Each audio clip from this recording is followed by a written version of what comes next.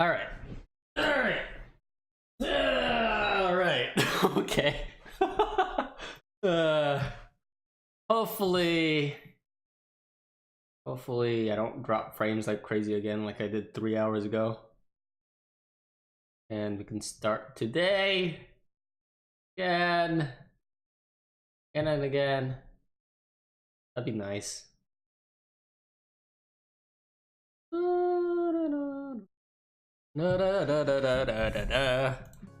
Alright, cool.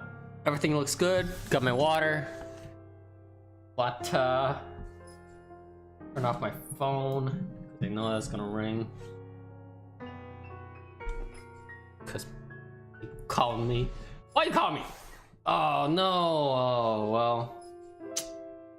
I spoke too soon about the drop frames. Why are you dropping like crazy?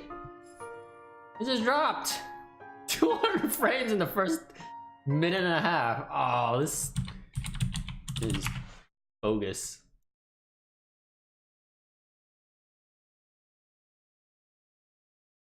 I don't understand. What's wrong with my internet?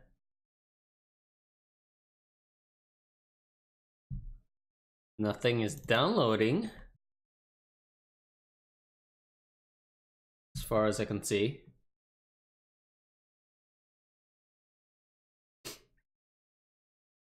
I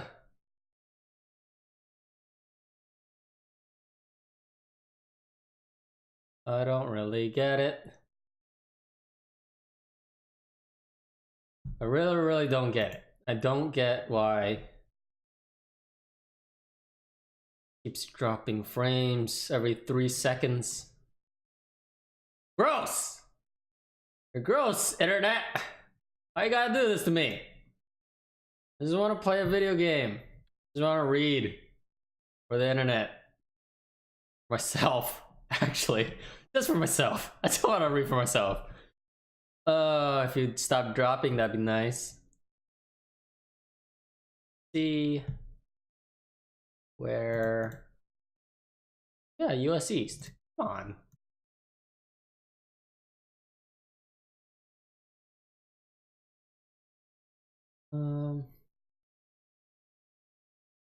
Stream health is excellent, except for the dip for 746.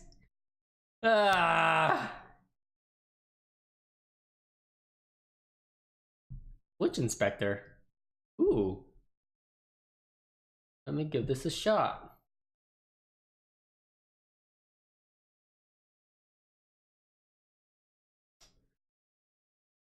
Okay, it looks pretty good, except a hiccup literally 30 seconds ago. Damn it. Just drops. Randomly. Okay, thank you, Twitch Inspector. Thank you, thank you.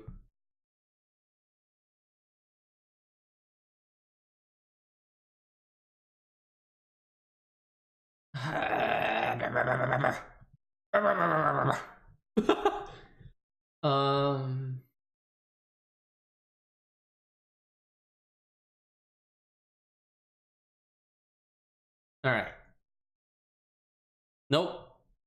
Right as I said, all right, it dropped. It's stupid. Dumb. Understand. Nothing's downloading, nothing's uploading. This is happening. Come on, man.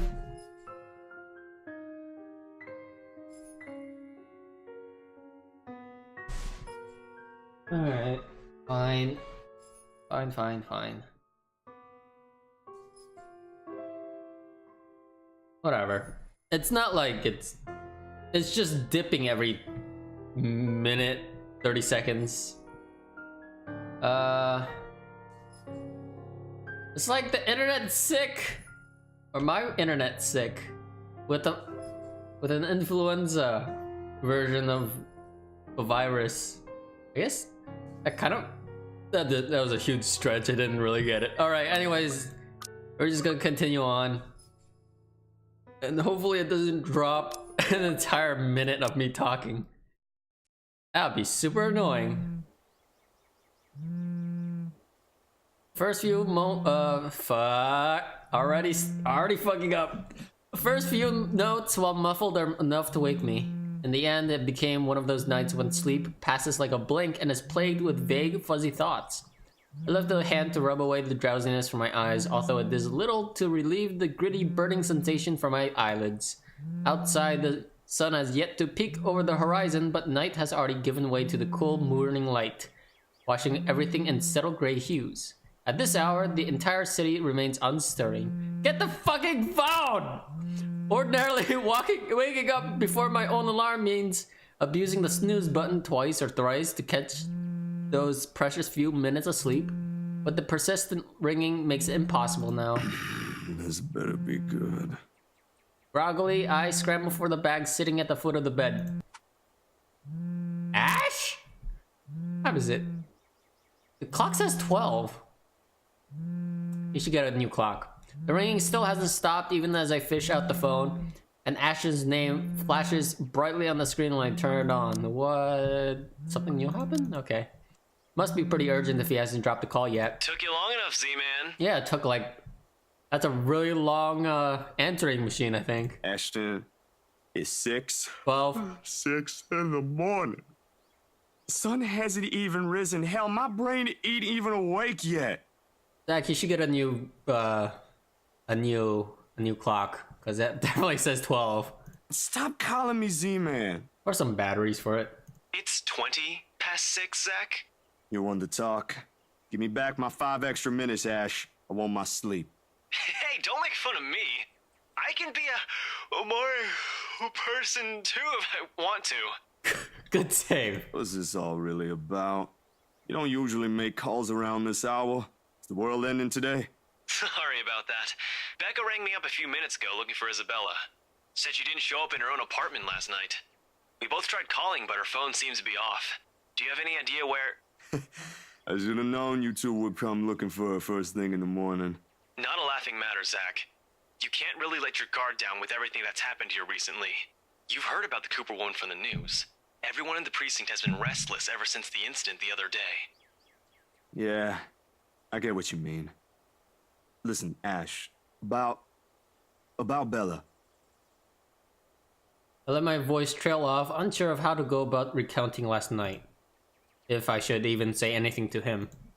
He might be a close friend, but at the end of the day, whatever bothering her ain't mine to speak of in the first place. On the bed, Isabella remains as still as when I transferred her the night before. Sometime during her sleep, she pulls up a blanket over herself and tucked into it comfortably. Like this, it's easy to forget the horror in her eyes, and how much her hands and lips trembled. Save for her firm grip on the edge of the covers, she appears nearly as normal as she would any other day. Almost. I'm not really sure how to go about this while being... Zach, what about her?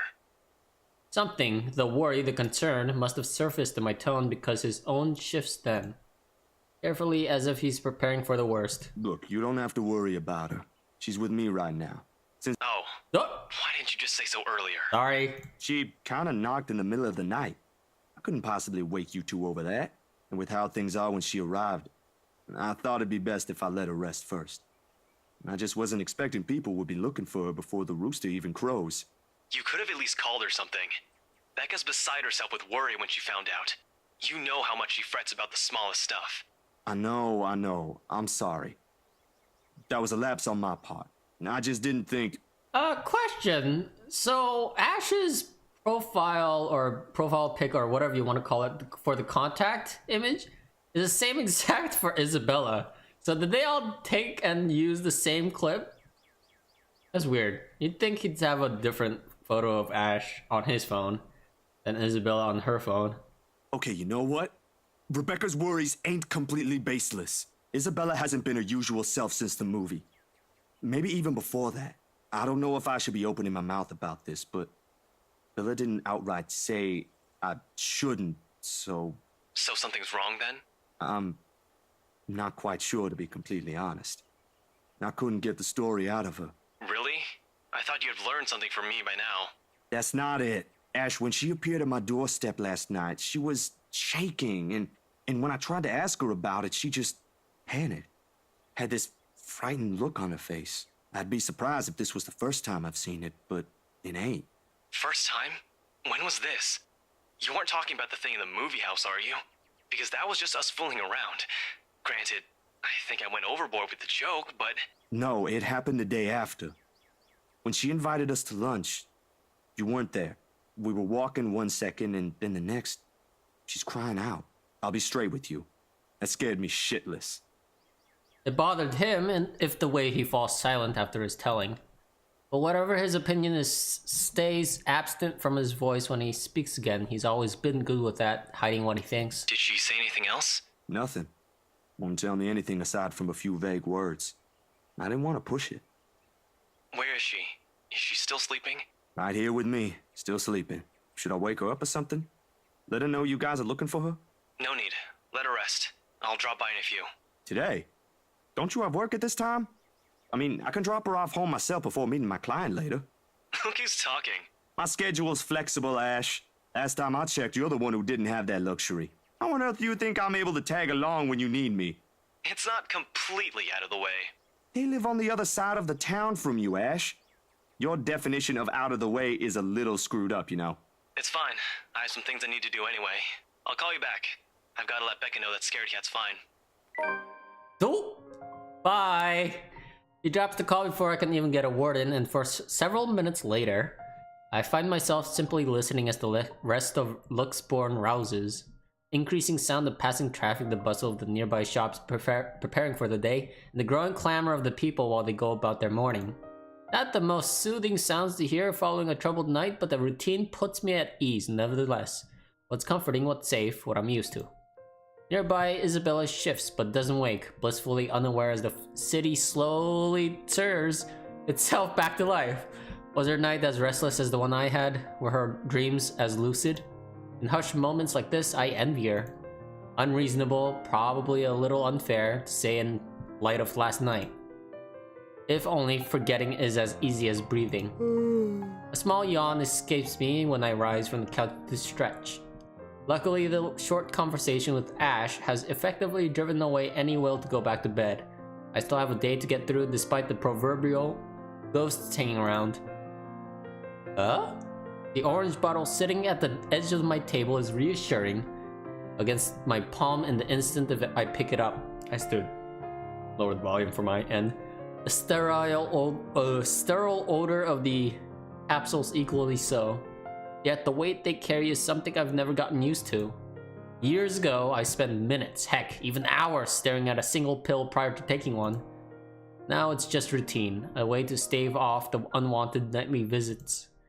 Although I don't think Dr. Navarro will be quite pleased if he ever finds out I'm relying on them again. I do owe him a visit regardless, especially after missing our appointments on purpose and ignoring his calls for weeks. What? Be a better patient! Another sigh comes out, tired and weary, then I pop the tablet into my mouth. Zach? What time is it? The bottle in my hand hits the table with more force than necessary. As much as I trust my friends, there are some things I'd rather keep to myself. Morning, Bella. Did you sleep well? She answers the question with a long, drawn-out yawn, one reminiscent of a child. A chuckle manages to come out of my mouth at the sight. In this manner, it's easy to mistake her for someone too young for responsibilities. Inexperienced and immature, even. Easy to forget that she was thrust into the role of an adult earlier than her own dreams, that's a hard word to say, can afford to overlook how surprisingly observant she can be at times. Maybe not on the same level Ash exercises for his investigations or Rebecca needs for her own work, but it's certainly enough to definitely put what she sees around her on canvas. And if the way her eyes flicker to the table and my hand says something, it is that I won't be able to avoid the questions this time. Only a little. I don't remember how I ended up on the bed, though. My doing. You didn't look very comfortable sleeping on the couch, all hunched up like that. It would have been enough for something temporary. Sorry I stole your bed. Hey, it doesn't matter. Besides, what kind of gentleman would I be if I leave a lady sleeping in such uncomfortable conditions? Not in this house. My nana would give me a tough scolding if I ever did that, I'm telling you. Thanks a lot, Zach. I know I barged in at a very inconvenient time last night. I wasn't really thinking when I did, and... Hey, it's cool, Bella. I ain't mad at you. That's what friends do. You got the Ashton abuses the anytime part a lot. I don't really mind. Sorry, I keep skipping ahead. We might have less wiggle room if all four of us are present, considering the size of this place. But as long as no one makes anything explode, it's totally fine. Fine or not, I still owe you one for last night's trouble, especially since you don't seem to be... A concerned expression passes over her features as she spares another cursory glance at the table, back to the bottle holding every single piece of what keeps the bad memories at bay. The blood blooming over Pa's heart, the horrified look on Ma's face as she watches him fall lifeless to the ground, and every ounce of spite seeping from the stranger's smile. You don't belong here. Whoa. You monkeys don't belong here. Never stops, does it? Well, you don't seem to be feeling well. Let me know, okay? I'll make it up to you somehow.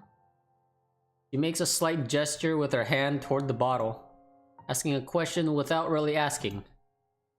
Subtlety has never been one of her greatest assets, but right now even Ash would have been a little amazed, if not a loss for words at that. She has left it up to me whether I'll ever give her the response she wants to hear or not. A little clever coming from her, if anyone would ask me. I'm gonna tell her the truth, because I want to know too. As dark as I think it is. Holy crap! We're the best BFFs with Isabella. But it's never easy, ain't it? Talking about my own problems, that is. It will never be, not by a long shot. Not when I've let it stay this long for so long. I realized that long ago when the wounds are still fresh, and the dreams are a nightly occurrence. Can't force yourself to get better or move on to better things.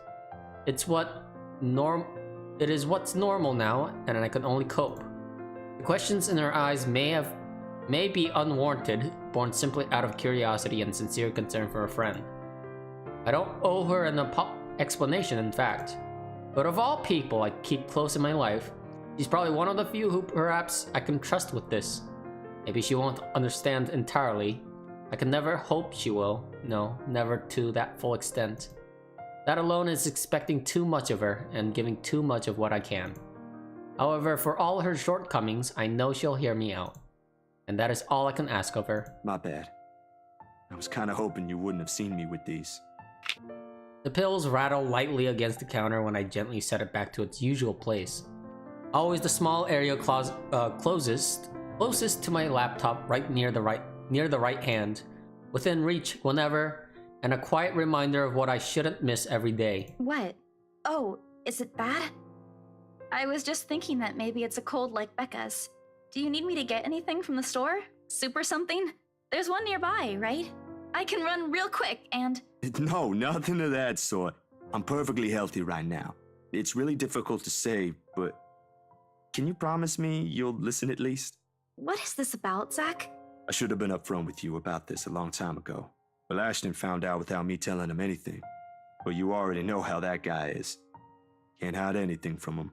If it's something you're having trouble saying, you don't have to force yourself to tell me.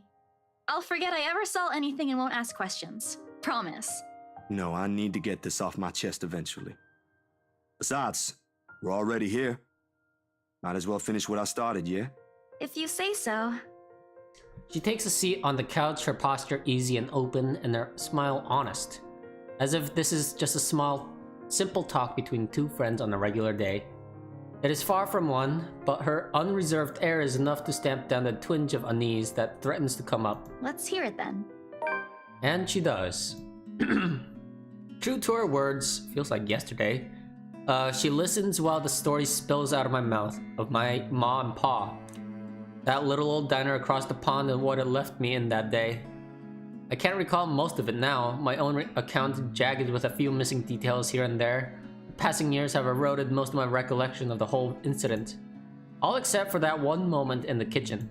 The ringing of gunshots are as vivid as it sounded that day.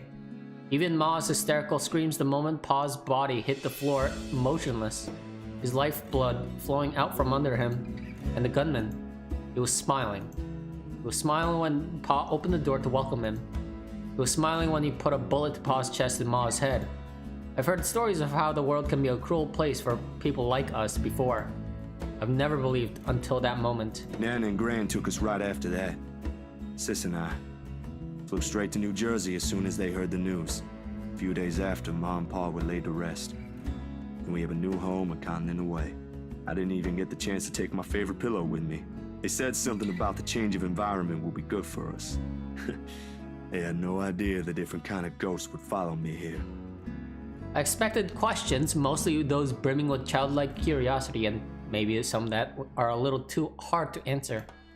But to her credit, she just sat there, lent her ears, and looked at me with no expectations or unnecessary judgment in her eyes. She appears wiser and older like this, easier to see the breadwinner in her. Her younger siblings are lucky to have her. When I'm done, after everything's been said, she wraps her arms around me. A bit awkward, considering the gap in our heights, but it gets her sentiment across. But it's difficult to answer this in kind, if I am even supposed to reciprocate the gesture given my earlier apprehension. She pulls away shortly with a smile on her face. Not the reaction I braced myself for, and it is obviously better than what I imagined. Are you not gonna say anything? Am I supposed to say anything after? Like, apologize or something? I don't think that's very appropriate, but if you want to hear one, I can think of something real quick. Not really. Other people have something to say after usually. And they're not necessarily nice either. What? What the fuck? Why would you say something bad after that? Huh? Some people are fucking douchebags. What the hell? Why would you? I don't understand some people. Oh, okay then. I won't. I can't think of something anyway. Sorry, I'm not very good with this. Who else knows, by the way? My older sister, grandparents, and just Ash and you for now. Maybe I think I should tell Rebecca too, but... But not right now? Yeah, not right now. When I'm ready. Like today. I'm sure she'll be willing to hear you out once you do. I don't doubt she will. I'm more afraid of how she'll react after.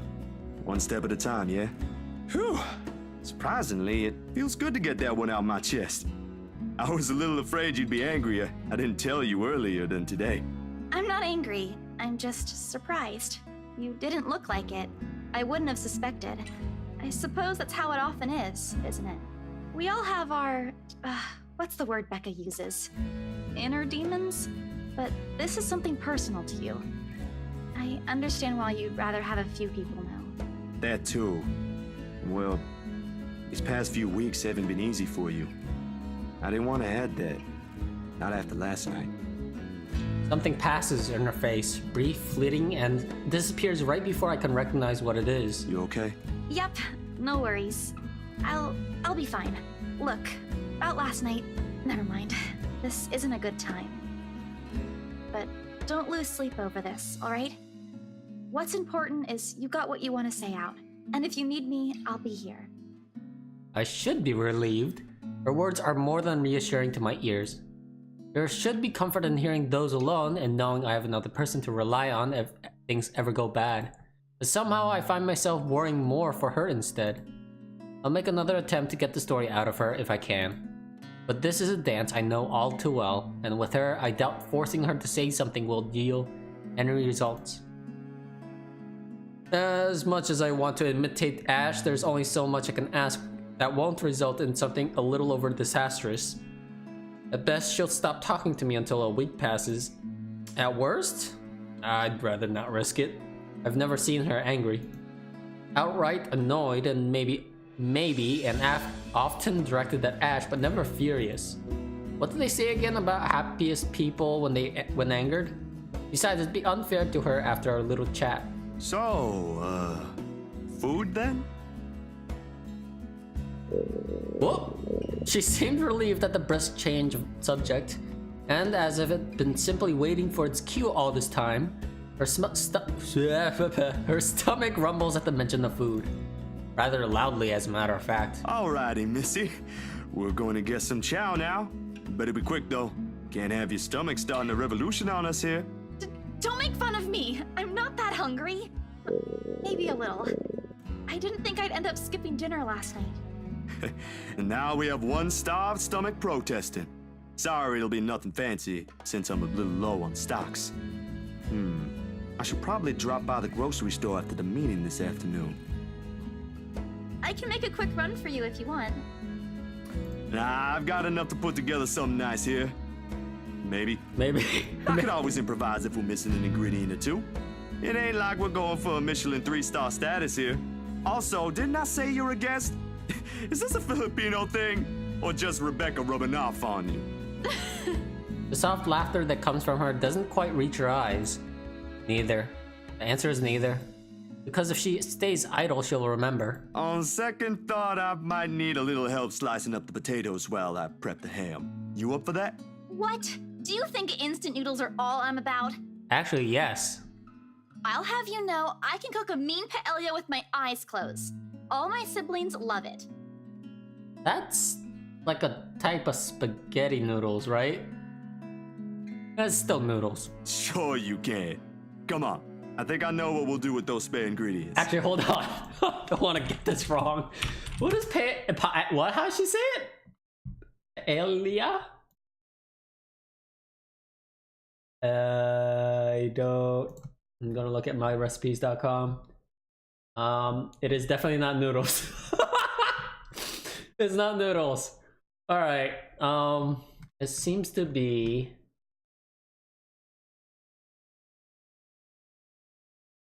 Like a seafoody, vegetable-y dish from the picture. I'm not. It looks like it has rice in it too. I don't know. I don't know what exactly it is.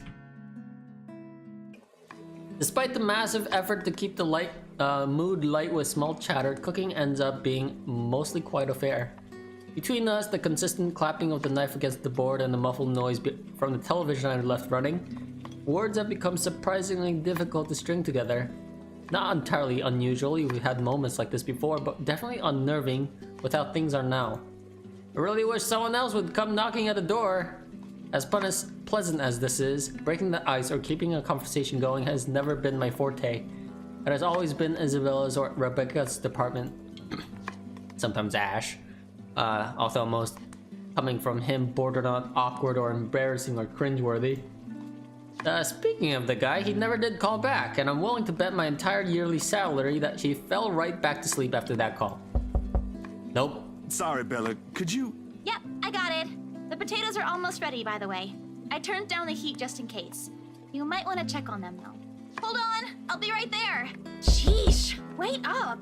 If you keep rapping at the door like that, you'll break it down. Ash. Oh, good. You're awake. Okay, it was Ash. Ash has already welcomed himself in when I take my eyes away from the oven. He's never been really keen with the notion of curtsies after he warmed it up to you. This guy. All 13 of my locks he broke and attested. What the fuck, Ash? He's a good fella, though. What? He broke into your house 13 times! Maybe a tad bit standoffish at first glance, but he's trustworthy. Don't you have work today? I could ask the same of you. Hey, Z-Man. Don't call him Z-Man. You're late. Something came up? You need to drop the Z-Man. It's getting old. Sorry, I got caught up with something at the precinct on the way here. Had to attend to that first before things got out of hand. I'd tell you about it, but you know how it can be with those kinds of things. Later, maybe. And you're here because... What? I'm not allowed to say hello? Cause he's worried about Isabella. I doubt you're here because of that. And you're not answering my question. My bad. Forgot to mention that. He called earlier looking for you. Rebecca's worried because you didn't come home last night. You could have called my cell instead. You weren't picking up. Anyway, I'd really hate to cut this little get-together short, but I need to be somewhere else. Come on, Isabella, let's get you home. I'll drop you off on the way. Wait, we're going now? She wants to eat. He lightly claps a hand on her arm and begins ushering her out of the apartment, throwing a casual wave at me as they pass. Isabella, on the other hand, doesn't seem too fond of the idea. And sure enough, before they can even cross the threshold, he puts a firm foot down, the force alone enough to halt both of them and catch the taller man off guard. It would have made for a funny picture. The way Ash almost crashes into her and Isabella giving him an indignant pout over her shoulder. Surprise and confusion are in his face all at once. The two things that are rarely ever grace, if he can help it. Ooh, that's weird. A rare moment even for a small group. If only I have my camera with me, dang. What is it? Zach cooked something. Yeah, ham and potatoes. If it's just food, I'll get you something on the way back. But the food! It's Zach's cooking. Real delicious food that actually tastes like food. At least stay and have a bite, please. Zach, help me here. What? These two, whenever they're in the same room, sometimes it feels like hurting a group of unruly kids instead of talking to two mature adults. One moment they're engaged in pleasant chit-chat, and the next they're bickering over a minor issue. Minor? Frankly, if I didn't know any better, I love food. I don't know a person who hates food. And if I didn't know any better, and I have an overactive imagination, I'd say there's something going on. Yeah, there is. Never mind how utterly impossible that idea is. Or it might just be me reading too much into things like always. I can already hear Ash's laughter if I so much as suggest such. This how? No. Hold on. Should I cock block him? Oh. Okay, hold on. Where are we with Ash? We're pretty neutral. Isabella's pretty great. I'm gonna side with Isabella. I don't know Hopefully. about you two, but I think you guys should really stay. Oh, I've already shit. made enough food for all of us, and it'd be a waste. I went up with Ash and Isabella. Yeah, we did it. Best friends. Why, I cooked up that special honey glazed ham you two keep on yapping about. Got some scalloped potatoes with onions and cheddar to go with it too. Oh my god, that sounds so good. Oh, ding. I mean, the other timer dings. I shoot the two of them and pause to let it look before sauntering over the kitchen, mittens in hand. The sweet smell of the glaze and salty tang of melted cheese waves through the air as soon as I open the door and take out the two trays inside. The scent immediately fills the entire room, and even with the door and windows opens, the mouth-watering aroma lingers.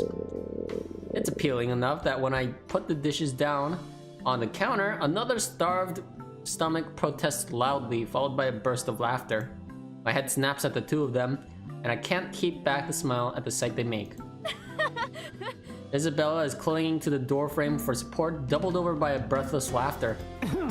Ash is the more composed of the two, trying to look unconcerned, but a flush has crept up his neck and cheeks. It's clear whose stomach that came from, and Isabella is not going to let him live this down. You're in no place to reject an offer of free food, Frey. I wasn't rejecting anything. Damn it, I just missed a meal, that's all. Aw, he's flustered. Shut it!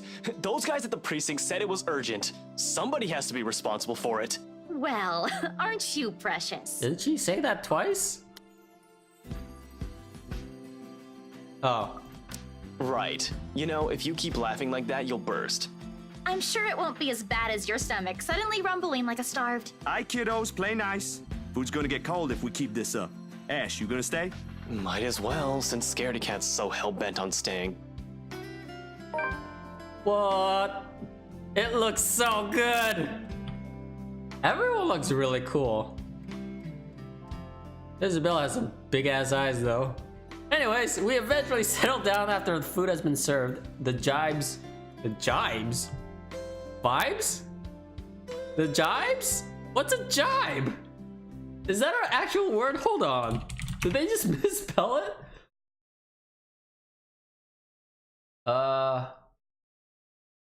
Jive is not a word. Oh no, wait. Jive is a word? I didn't know this. To be in accord, agree, usually used with. A story that doesn't jive with what the hell? I was so sure it wasn't a real. Alright, well anyways. The jibe's replaced by another round of friendly chatter, mostly about what's on the news the night before.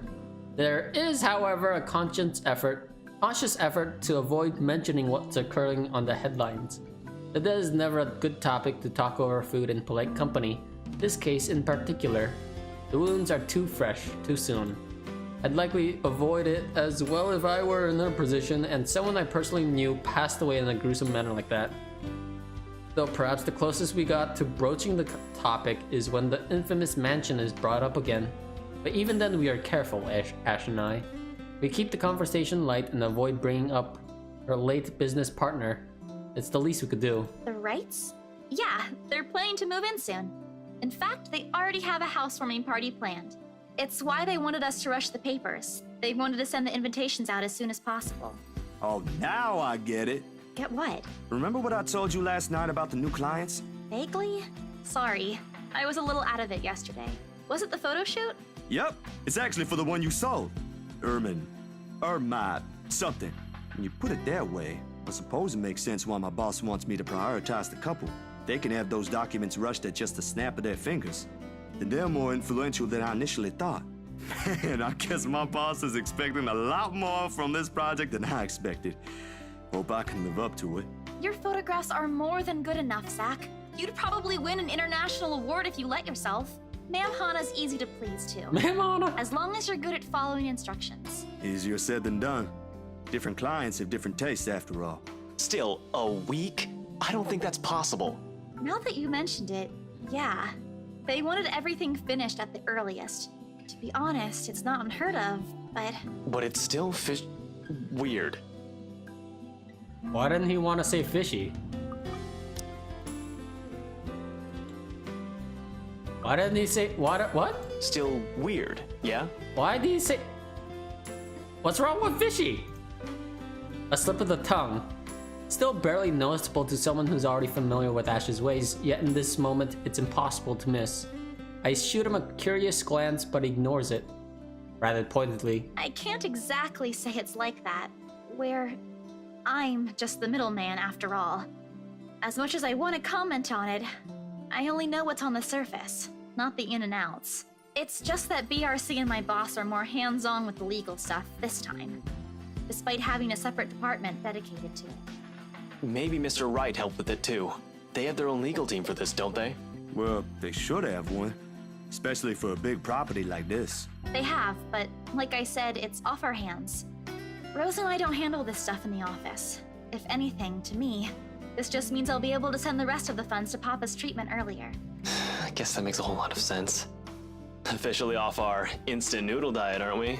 Ash, has anyone ever told you that you have an uncanny way of ruining the mood? What? I was just saying. A few more months of stuffing your face with those, and I'm sure you'll start to look like a noodle cup. Hey, Goody!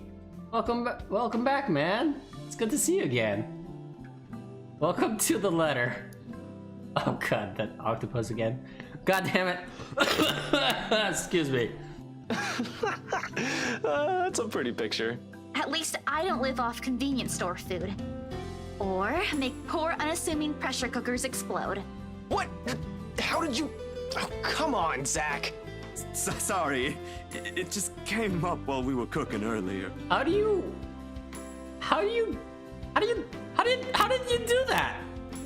How do you blow up a rice cooker? Huh? Aren't they like, don't they have preventive measures for that kind of machine? I'm impressed, Ashton Frey. You even made it to the news. Oh my god. A one-time thing.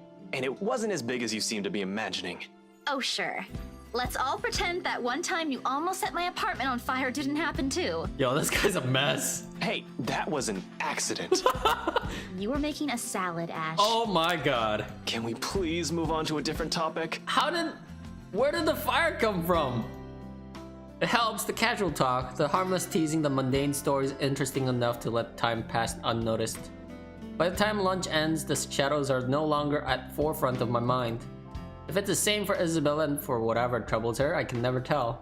These things, the anxiety, the fear, they ain't easily seen, ain't easily forgotten after all. You go on ahead. I've got a few things I need to ask Zach. I have an unhealthy addiction to Persona 5. That's fine. That's the same for me, cause I just started my second playthrough. I'll be downstairs in a minute.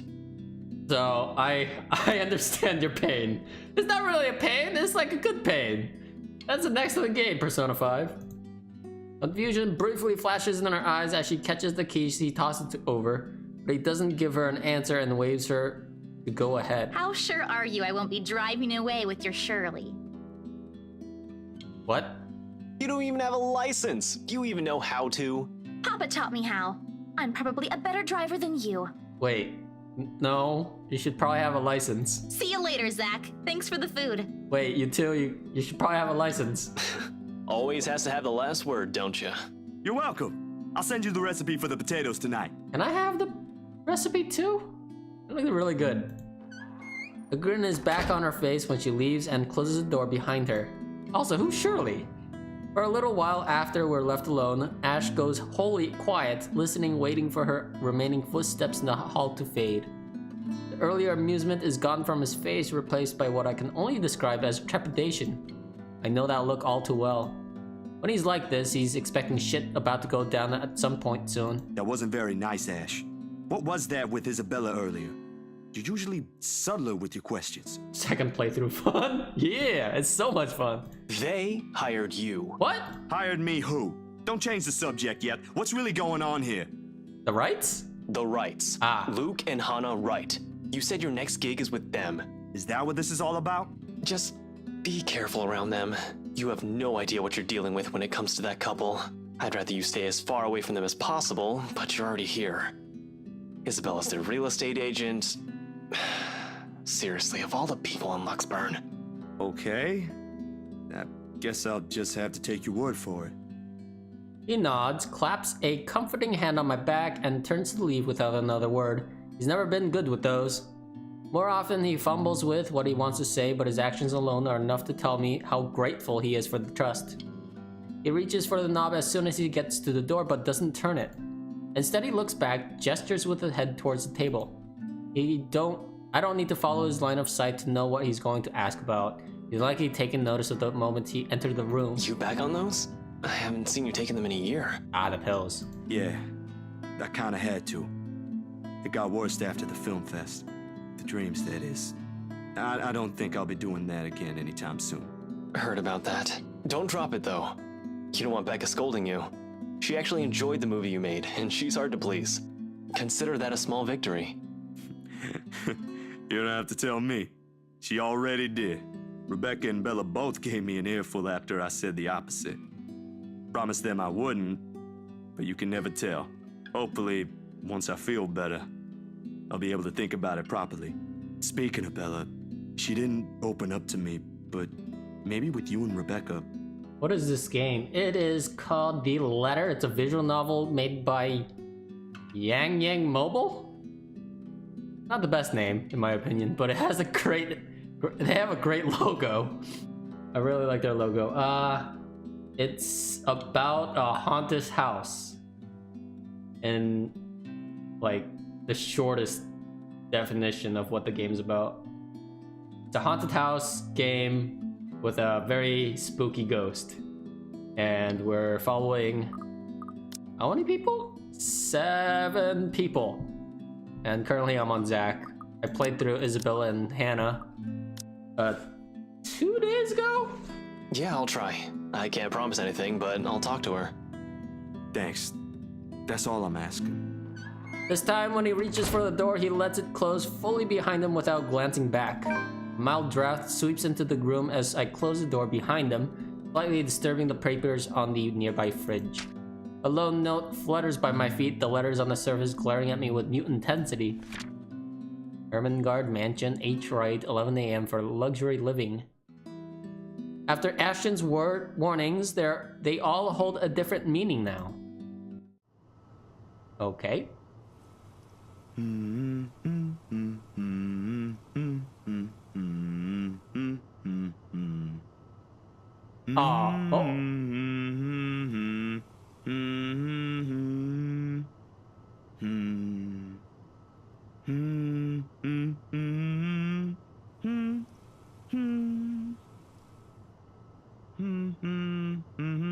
How long is he humming?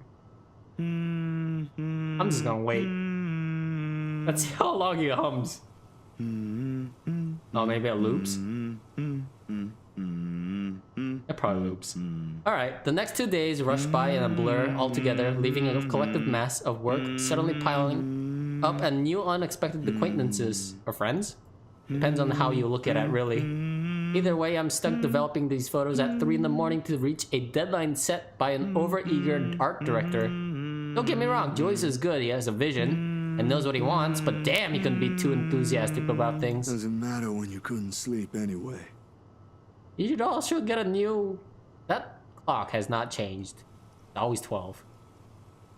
There's nothing new in it, of course. After years of working as a freelance photographer, it's simply something I've grown used to. Getting to know people, build a client base, do good work, and cash in some late hours if need be. Rinse and repeat. It certainly takes a while to get some footing in the field, but it's the kind of thing that pays off in the long run as long as you keep at it. That sounds like most like freelance jobs, actually. Is it as spooky as Corpse Party? I've never played Corpse Party, but I don't know. It's... When the creepy shit happens, it's very scary for me, but like 90% of the time, it's not a creepy game, it's just getting to know all the characters. And 10% the scares. At least so far. It certainly takes a while, given enough time, you might end up with big names on your client list. Names like the Wrights in particular. I never did pay much attention to them, but it's virtually impossible not to hear about them when the local news channel or paper has something to say in their name. A party here, an acquisition there. Sometimes it's a new business venture, other times it's the everyday gossip that typically follows popular people like them. Not in a million years did I ever imagine I'd end up working for such a high-profile couple. And between that and the fuss that comes with, it leaves me no time to ponder over whatever happened to Isabella or why Ash is so adamant we keep away from the pair. They do seem like the good folk, though, despite the whole fame thing. Sure, there's a rumor running around years ago about him being involved in some business scandal. But just like every gossip blown out of proportion by the media, nothing came of it, and eventually it simply died down. Much is definitely left to be said for the husband, but I doubt a woman like Miss Wright would pick him if he doesn't have any good points at all. Miss Wright, Hannah herself though. Aw, look at her. She's so cute for a 31-year-old. She's 31, right? 31-year-old. She ain't particularly bad the way the press makes her out to be. The tabloids had it all wrong, that's for sure. For someone born with a silver spoon in her mouth, well, she ain't exactly what I was expecting, among other things. The newfound friendship is what I at least expected of her, but here we are. Although with the life as public as the Wrights, no wonder it's the woman who often gets the crappy end of the stick. I can't help but feel sorry for her. She's a real nice person when given the chance. Heck, she might have even ended up friends with Rebecca and Isabella too, if they weren't living worlds apart. Probably. The beat quickly pulls me back from before my thoughts travel any further. In one practiced motion, I carefully place the wet print I'm holding on the drying rack and amble over my makeshift darkroom to get the last photos from the water bath. Inside the converted broom closet, the film processor lets out another soft clack before going on its standby mode. At its mouth, a lone photograph sits on the tray, barely visible with the lack of light. It's the last one tonight for the set Miss Wright requested. I don't usually make this a habit, giving away stuff like this. It's bad for the business no matter how well-intentioned or generous you are. This exception, however, he did treat me well and was a pleasant companion all throughout the shoot. If she didn't ask, I probably wouldn't I would have probably given her a few prints just for the hell of it. Miss Wright ain't such a bad subject matter to begin with. And maybe this is just me, but for someone who has everything at the palm of her hands, all the money in the world, a loving husband, and a plenty big mansion to call home, she's lonely. She doesn't appear like it. It appears in the tone of her voice, how she moves, and most certainly in her smiles, always hidden behind the glamour for the world to never see. Sometimes for people like her, small things like these help. A little reminder that the world can be kind too. Water drips from the paper as I blindly pick it up and gently lay it on another tray, holding a decent amount of photo flow? I'm not a photographer, I don't know any of these terms. A few seconds under the solution is all it needs before it's ready to go drying. No good rushing this last one, even if my body's already screaming for some decent snooze. My hand fumbles for the light switch. Okay, this is definitely building up to a scare, I can already tell. Moving towards it with familiarity while I fish for a squeegee among the mess of tools on a drawer with the other. The bulb flickers twice before its glow settles and casts a soft light in the tiny space. When I glance down, squeegee in hand. I like that word. Ready to finish the process and finally call it a night. What on earth? Okay, that's not as creepy as I thought. Her head is gone. Not really. Blurred and distorted, beyond recognition rather. The area completely smudged over, leaving no trace of the same sweet smile the good woman carried in all the previous prints. Damn, that was too careless. A common mistake to make, of course, if one is negligent enough to pick a newly processed photo in the dark like I apparently did. It has happened before, loads of times actually. But I still can't help but feel a small pang of frustration over one mistake a newbie would likely make. With a sigh, I reach up for the switch again, intending to develop a new one from scratch. It could pass off for one of those supernatural pictures they show on TV, though. Ha ha ha ha. I love in visual novels when they speak to their selves, because I just sat at my desk and talked to myself, saying it's hard to find spooky houses in our neighborhood, and there was this high-profile couple walking past when we entered. There was a rumor years ago that this couple called a scandal, because it's completely normal to talk to yourself at night when humming.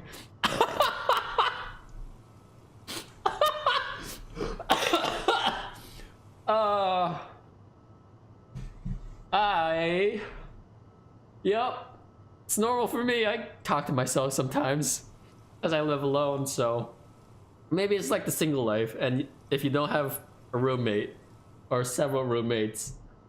That's funny though. I don't know, it didn't really cross my mind. Yeah, it does sound weird saying it out loud like that. It could pass off for one of those supernatural, a memory clicks, one cursory thought in the sea of many, and a short yet distinct second from the day before. A glimpse is all I got, but it's enough to burn the image in my mind. There was a shadow. No. A woman. In her 20s or early 30s, maybe? With how far gone their flesh alone has become, it's not possible to tell at first glance. The skin itself has already taken a sickly pale color, raw in most parts, blood dripping from every open gash and lesion on their body. Bony hands grip Miss Wright's neck like a noose, staining the skin underneath with a vibrant shade of scarlet. Nothing but malice fills the gleam in her eyes. Zachary. Not for me, but for Miss Wright. Zach, is something the matter? Oh no, there's nothing wrong. I just remembered something, that's all. Let's get back to the pictures. Can you move a bit more to the left, yeah? The memory alone is enough to make me retch. I brushed it off then. A trick to the eye, I told myself, or a product of the heat. The weather has been unexpectedly warm recently, so it shouldn't be too surprising for such things to happen. No. No. That is too much of a coincidence. Some of Hammond's shots from the photo shoot the day before came out distorted after Zachary developed them. He would have almost dismissed it as a human error if he hadn't remembered a chilling memory of the days before. And well, blaming this on the usual fatigue and overworked brain, the weather, or an amateur error on my part is far more convenient. It makes a whole lot sense than what the small voice inside my head whispers. The same tiny voice that only makes itself known when something's a foul. The same one that lent a curious ear to Isabella's worries about the mansion. And with each second I spend staring at this photo, the murmurs in my head only grow louder against my ears.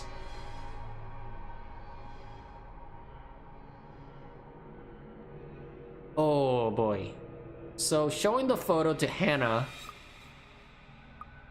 I don't really think she's superstitious. Actually, neither of these are superstitious. Why can't I show this to the priest?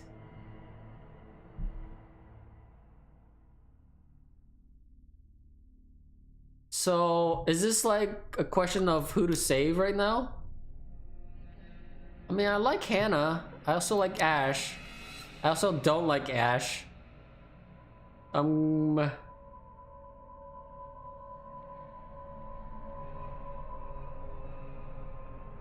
That's this game. This is creepy humming.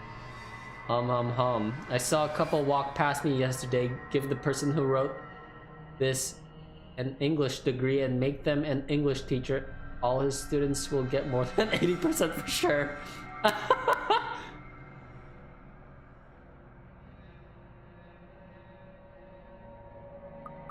I don't know what... I'm curious of what showing the photo to Anna would be. I don't know if she'd just pass it off. But I kind of want to convince Ash that ghosts are real.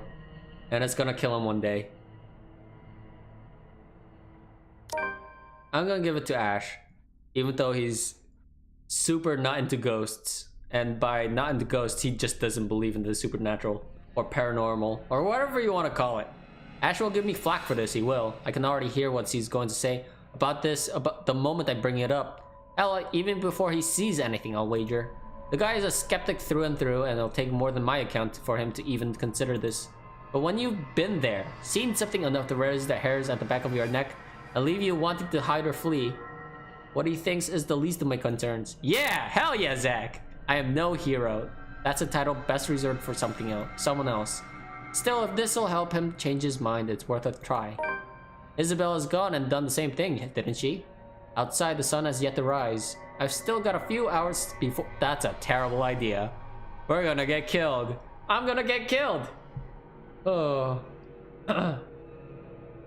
Good enough time to mull over how I'll go about this with him. Plenty of space to check if I'll get the same result if I redo the process again. The film processor hums back to life at my touch. The light switch gives out a soft click, and darkness embraces the small closet once again. Somehow those urban legends don't sound so silly now. Sometimes I wish Ash would make himself easier to find. 24 messages, 13 phone... Fuck this guy. And one visit to his flat later, I still have no idea which rock in Luxport he went off to hide under again. The guy has his own place, but refuses to stay in it. He has his own phone, doesn't answer any of his calls or give any indication he's gotten my messages. I know a person like this, and it's fucking infuriating to get in touch with him. I'll stop making fun of the writer. Now, time to make fun of the person who digitally designed this bedroom. It's not that bad. It's just, it looks incredibly tiny. And definitely doesn't look like a studio. Probably looks like a studio for like Great Britain, England. But definitely not something here. Who the fuck has a room this spotless and shiny and clean, like the bed and couch is made out of soft, non-reflecting material? Designer. Let's make it shine. Well, maybe he likes to keep it clean. Maybe he's a very cleanseworthy? Cleanly guy. Because you should have seen Isabella's apartment. It is a total mess. Most of the time he'll show up on my front door, sometimes in the middle of the night complaining how uncomfortable it is to sleep at the back of his... Oh, that's Shirley. That's weird. I never... I've never met a person who names their car. Okay, that makes sense then. As if the old couch in my flat is any better. Nothing new from him though, but a bit frustrating really. There's the police precinct, of course. Then again, he's not there most of the time either. And that's also true for today. He's likely out on another stakeout. There's nothing much for me to do but to wait if that's the case. Let's just hope I'm lucky enough today. While Luxborn is a relatively peaceful city boasting a low crime rate, its precinct stays abuzz with the activity. Wait, the front desk? Right next to the front desk is a cell? That's weird. Actually, I wouldn't know because I've never been inside of a police station before. Is that normal? I don't know. As soon as I open the glass front doors, murmurs coming from the people waiting in the lobby welcomes me. Officers can occasionally be shuffling in and out of the rooms, greeting civilians with a casual smile and a polite nod. Some, though, look a little worse for wear, like their receptionist, who looked at me with much disdain the moment I arrived. Thankfully, I won't be dealing with him today. Before I can even step in, Ashton's voice, though low, comes from the hallway adjacent to the lobby. Not even for just 1 minute? No. The case was dismissed, remember? You were the one handling that case. If you want access to those records, you've got to ask Chief. I was taken off it before shit went to hell. Why do you even bother? Even Professor Clark seems to have given up on that. Well, never mind, you won't understand. Right. I know you owe Professor Clark a lot, but the right guy isn't just someone you mess with. They've got the money. Who knows what else gets swept under the rug with them involved. That takes a special kind of ignorant not to know. And a smart person to know which boundaries he can't cross. You're a bright guy, you'll figure it out. In any case, I've got to get going. Another missing person case on my hand. Benjamin on the front desk looks like he's about to maul someone after the 4th one yesterday. Murders, people missing, what a time to be alive. Man, I miss the old Luxburn. You and me both. I'll see ya. Gonna go grab some lunch. He notices me first as soon as he enters the lobby and pauses. Confusion briefly crosses his face until I fish out the phone from my pocket and wait it up. Frowning, he pulls his own mobile out, wordlessly fiddling with it a few seconds before sighing heavily. There ain't any annoyance in him when he glances up, though, only mild exasperation and what might be a hint of amusement. Stop taking pointers from Isabella. This is gonna get old soon. What? At least use your phone properly. Yeah, Ash? It's an alarm clock, a good note-taking device, a halfway decent camera, and maybe a music player too. If I'm being nice. It's a fucking phone! First and foremost! What else do I need it for? A phone! I don't know, keep it in contact maybe? When he merely shrugs, I know I've struck a chord. He's far from holding a piece of technology in contempt, of course. Ash has always been nothing but practical from the start, and technology is useful. Only when he gets too focused on one thing like a case he's handling, he tends to forget that there are other things around him. A little reminder and a nudge in the right direction can get him a long way. I've got an email on that social media site the girls roped us into joining. What? Got an email and that social media? Facebook? That doesn't make any sense. Also, you've got an account before any of us had one. For policing purposes? Anyway, why are you here? I thought you have something scheduled today. Or was that yesterday? That was yesterday. Look, about that, there's something I want you to see. He stops me with a tap of the shoulder, walks past straight to the door, and gestures with his head towards their very irked receptionist when I raise an eyebrow and question. Over lunch. I haven't eaten anything since last night, and Benjamin there doesn't really like loiterers around here. Wordlessly, I follow after him, but not after sending the poor guy behind the table an apologetic smile. Ah, we're back here. Zarbucks. How can they make the silk or whatever material makes the bed shine? Did they pour bleach over it? Thinking it will make it shine, then didn't work, so they melted plastic bags on the sheets. Or did they use a weird substance? Everyone's hair in this looks very wigs. They look like wigs. Could be like the small waviness of the hair when it animates. I don't know, maybe.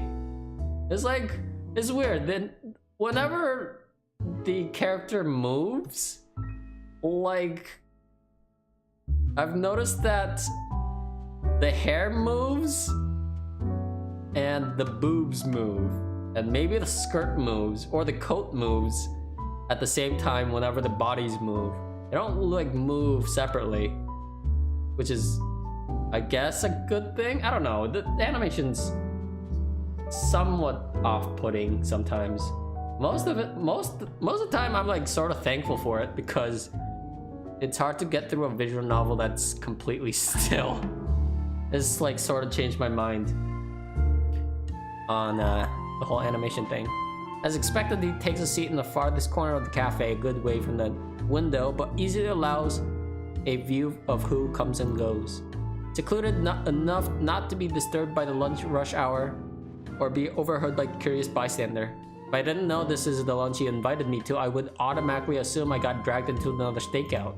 After years of knowing him, though, this has simply become one of the many habits he has gotten used to.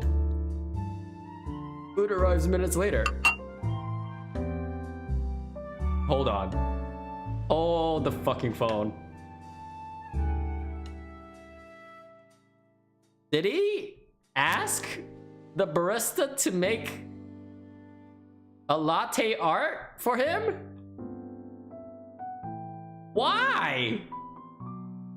The animation is uptown fuck it up. No, okay.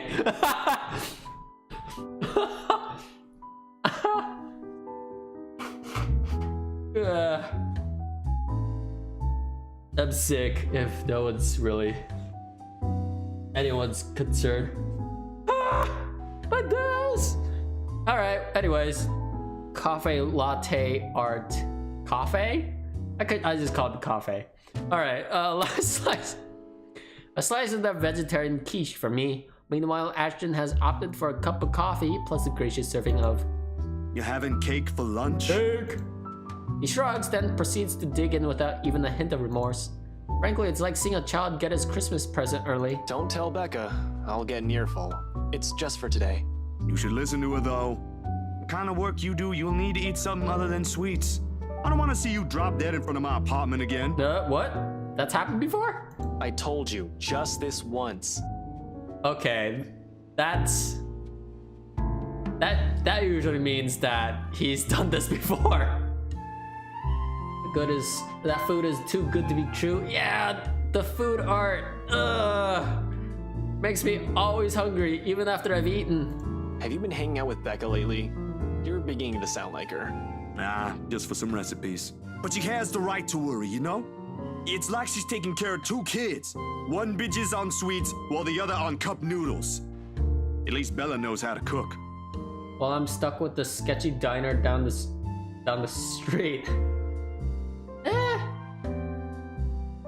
Got some sketchy diners here too.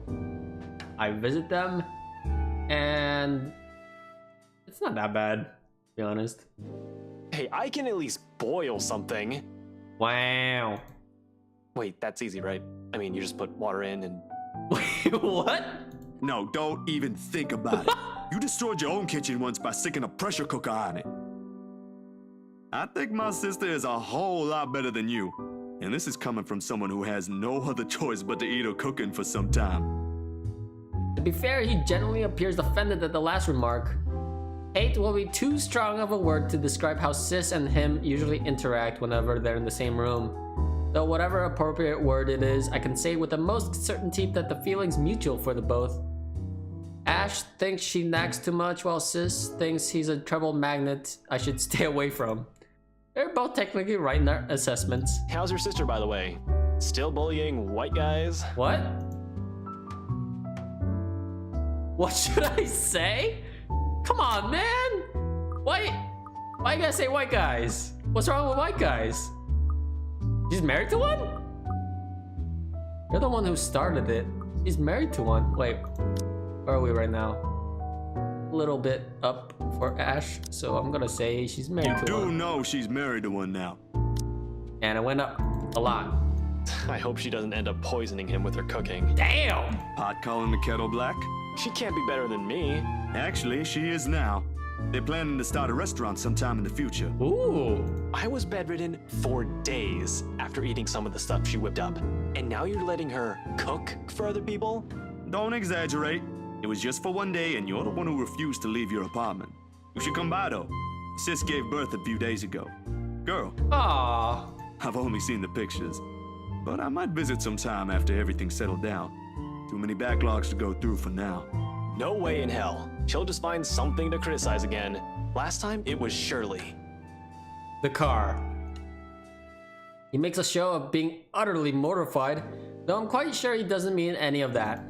He might not say it out straight, but I'm pretty sure he's enjoying the small visits when he can. Something about it reminds him of his own family. Oh, that's right. We've never really heard about his own family. Sort of like making up for the one he never got back after his parents separated. Ew. Sure spot that one topic. One thing he never ever brings up in any conversation if he can help it, and I've never seen the need to be nosy. There are some wounds you're just not meant to open, and for the both of us, the sentiment goes the same way. As if you ain't already on a shit list. You're just afraid of her. Yeah. In your dreams. But I'll think about it. Can't just drop this thing at the moment. His change in tone is subtle, but his aggravation over the matter hangs completely palpable in the air. Still no closer? The opposite, actually. There's been some slip-ups here and there. Careless mistakes, and let's just say I'm waiting for him to make another one. What about you? How are things on your end? Hold on. My eyes wandered a bit, and I looked like right at the menu. It's Zarpacino, Exo Espresso, Zarfe Latte, and black. And then you got chocolate green tea, burnt carrot, burnt cake. Why would you put that on your menu? Don't put burnt on your menu and be like, hey, can I have the burnt carrot cake? Or whatever the cake it is. Cinnamon and rainbow. Alright, I thought this was like a top-end little coffee shop. Guess I'm wrong. All piled up on top of the other. But I can manage. Still recovering from the expenses for the movie, so the surge in new projects helps. Oh my god, that conversation, he sounded like a person in a relationship. Have you been hanging out with Bella lately? No, she's with 2 other girls getting high on sweets and candy. Well, there's this one thing. The expression on his face grows more puzzled with each photo I spread on the table. There's about 8 of them, all of the reprints of the same thing. Miss Wright's distorted head on the photos. It takes a minute to go through each, eyeing the prints warily. Why is it that whenever some weird shit happens with the camera or photo or anything photo related, when there's like a distortion, everyone instantly jumps on there's a ghost in the photo train? I don't know. What's up with ghosts in photographs? It's always been like a weird thing for me. Why not videos? Why is it never on videos? Actually, is it not on the videos ever? Maybe Slender Man. I don't know.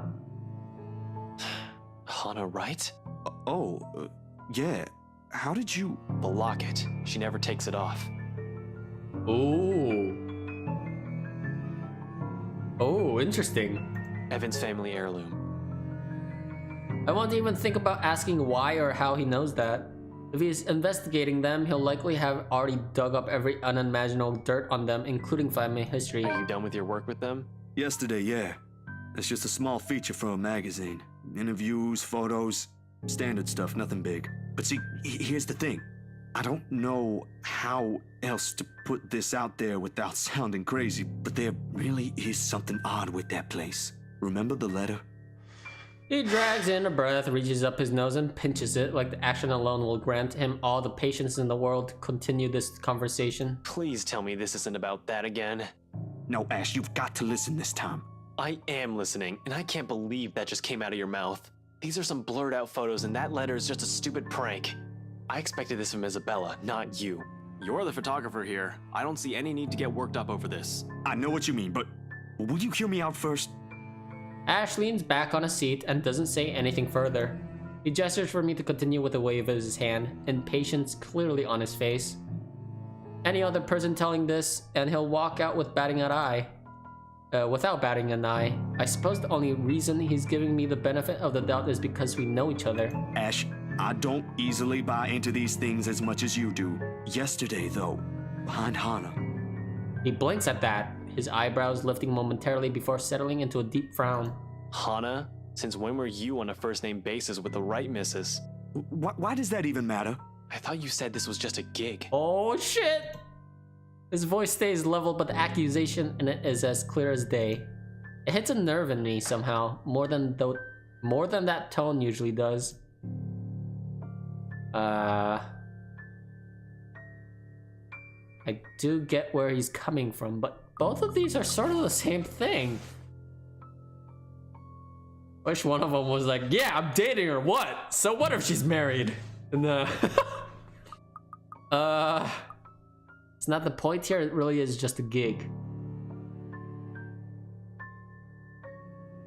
This is like saying I'm not really friends with her, and this is saying that I think this might be it, but it's most definitely gonna decrease his level again. Yeah, it went all the way down. Of all the things I said, my connection to the rights is the first thing he points out. As much as I want to keep my own annoyance at bay, I can't stop it from seeping into my voice. That's completely beside the point here, Ash. I warned you, Zach. What? Come on, man! I get it, all right? But you can't just expect me to turn it down after I made a commitment to a client. I've got to put food on my table. I didn't say you shouldn't, but you should not be messing with them. Oh my god, this is like the first time I've heard this music, and it probably means like I made a really bad choice. I wasn't messing with them. And this isn't? Whoa! He waves the photos in front of me before dropping the pile on the table with a loud smack.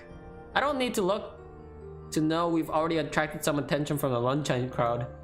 Besides, turning away from him feels almost the same as admitting he's right. There are things more important than his damn case right now.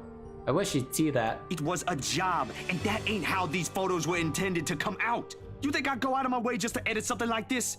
There's something weird going on here. And you think Luke Wright will see it that way? You think the right missus will find it amusing? I did not do this for my amusement, Ash. People's lives might be at stake here. Yeah, he's not listening. If you understood that in the first place, we wouldn't be having this stupid talk. What the fuck, Ash? Luke fucking Wright is a dangerous man, Zach. No one was talking about him! Keep hanging around them and you'll find yourself burnt to a crisp in your apartment or floating down a river 3 days later. This case is... Will you stop talking about the damn case for once and just listen to me? Oh fuck, that was a bad choice, wasn't it? Why do you think Isabella's... Don't you dare bring her into this! We're talking about you and this stupid... Whoa! Oh, of course you don't want to talk about it. Whoa! Because you're fucking afraid there's some damn truth to what she's saying now that there's two of us. Oh shit. Every expression drains from his face as soon as the words are out of my mouth. They've hit their mark. Each utterance scathes, sharp, with nothing but anger and the truth. Yet there are also things I won't typically say out loud in good company and rather ease people into it before letting it fall. Almost immediately, a wave of regret washes over me. Ash, dude, that ain't what I meant to. You said enough, Zach. Without another word, he stands, his chair scraping loudly against the floor, all while my brain races to find something to fix this. Ours ain't a fragile relationship by any means. I'd like to think we've gone past the stage where we find everything the other says insulting. But there are times when letters and phrases alone can cut deeper than any blade. What exactly did it say? Because you're fucking afraid there's some damn truth to what she's saying now that there's two of us. Ah. That's what he said. The girl in the photo looks like she just saw her boyfriend cheating on her. Oh my god, he says I can't deal with this word kinks right now. I doubt Ash is more innocent because Zach obviously has a kink to twisted faces. I don't know. Yeah, I didn't like Ash in the beginning. Mainly because he's so stubborn. But like, yeah, I don't know how.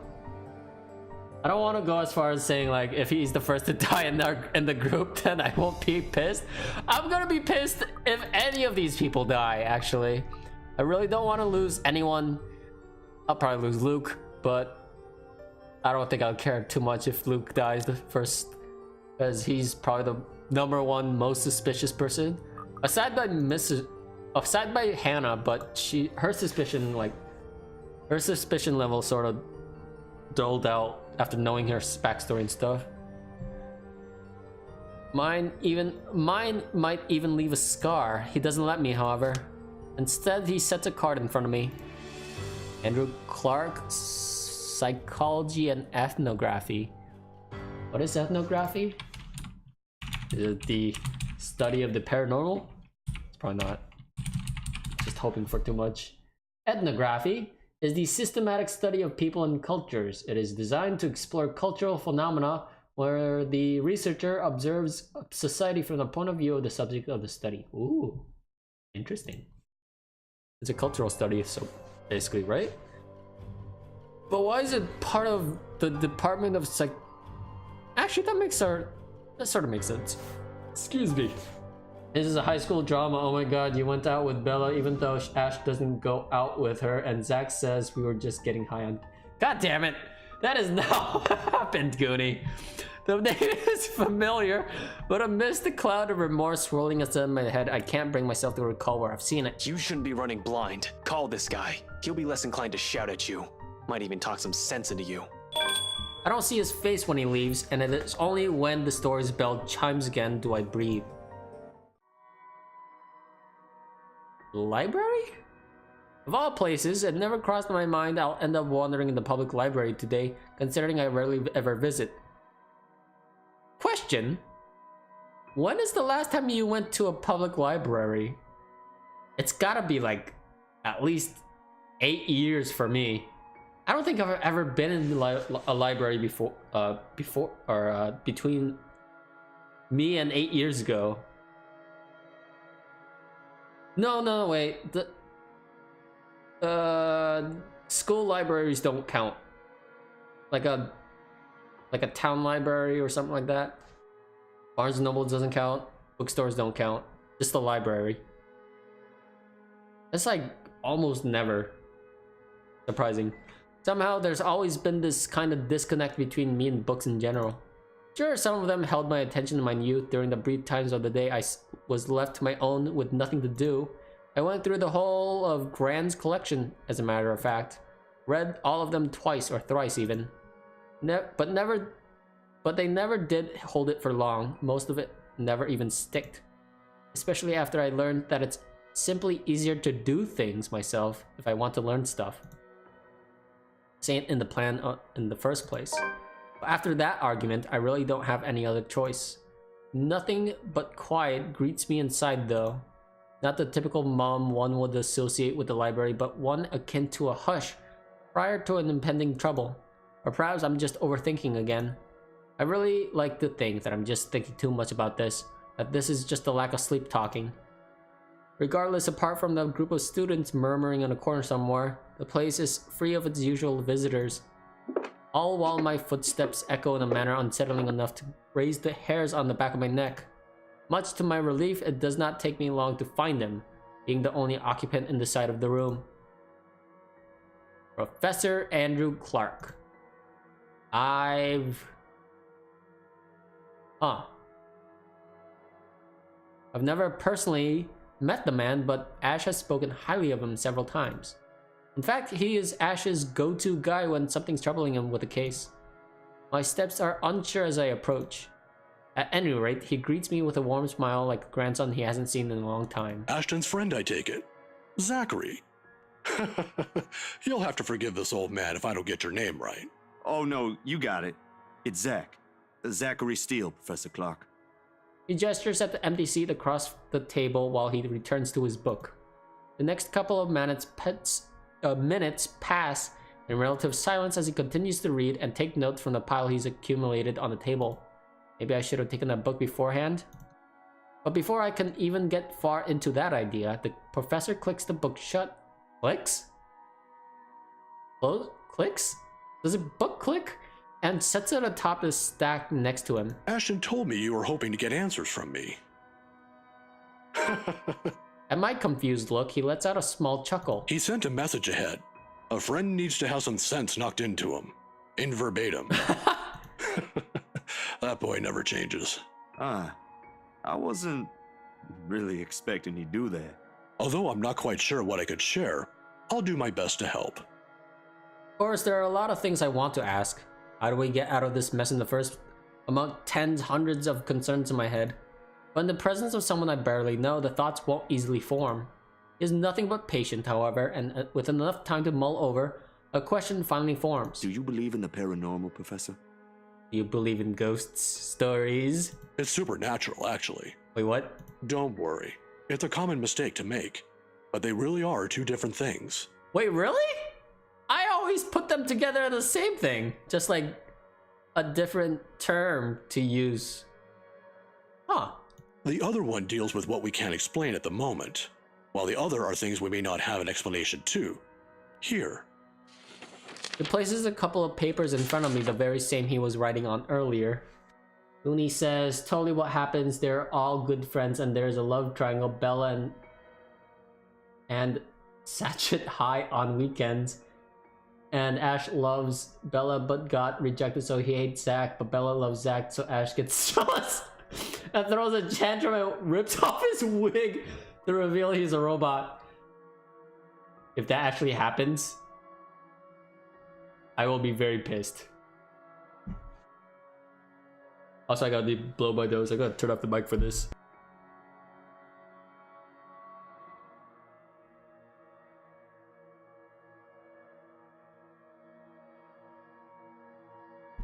Okay. My nose. Zach is not in love with anyone, I think. I think he just cares about everyone else and like close friends. But yeah, you're right with Ashton liking Isabella. I don't know if Isabella sort of reciprocates that love. It's probably annoyed currently until Ash like finally opens up and is like, oh yeah, I love you too, blah blah blah. But right now we are just BFFs with Isabella. I don't think he actually likes Isabella in that way.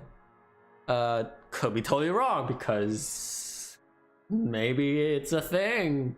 I hope it's not. I hope he's just friend basis. He places a couple of papers in front of me, the very same one he was writing on earlier. A study of Luxborn's supernatural culture in a nutshell. A friend of mine wrote that a few years ago. He took interest in the city after reading about the stories. I have to agree with him here.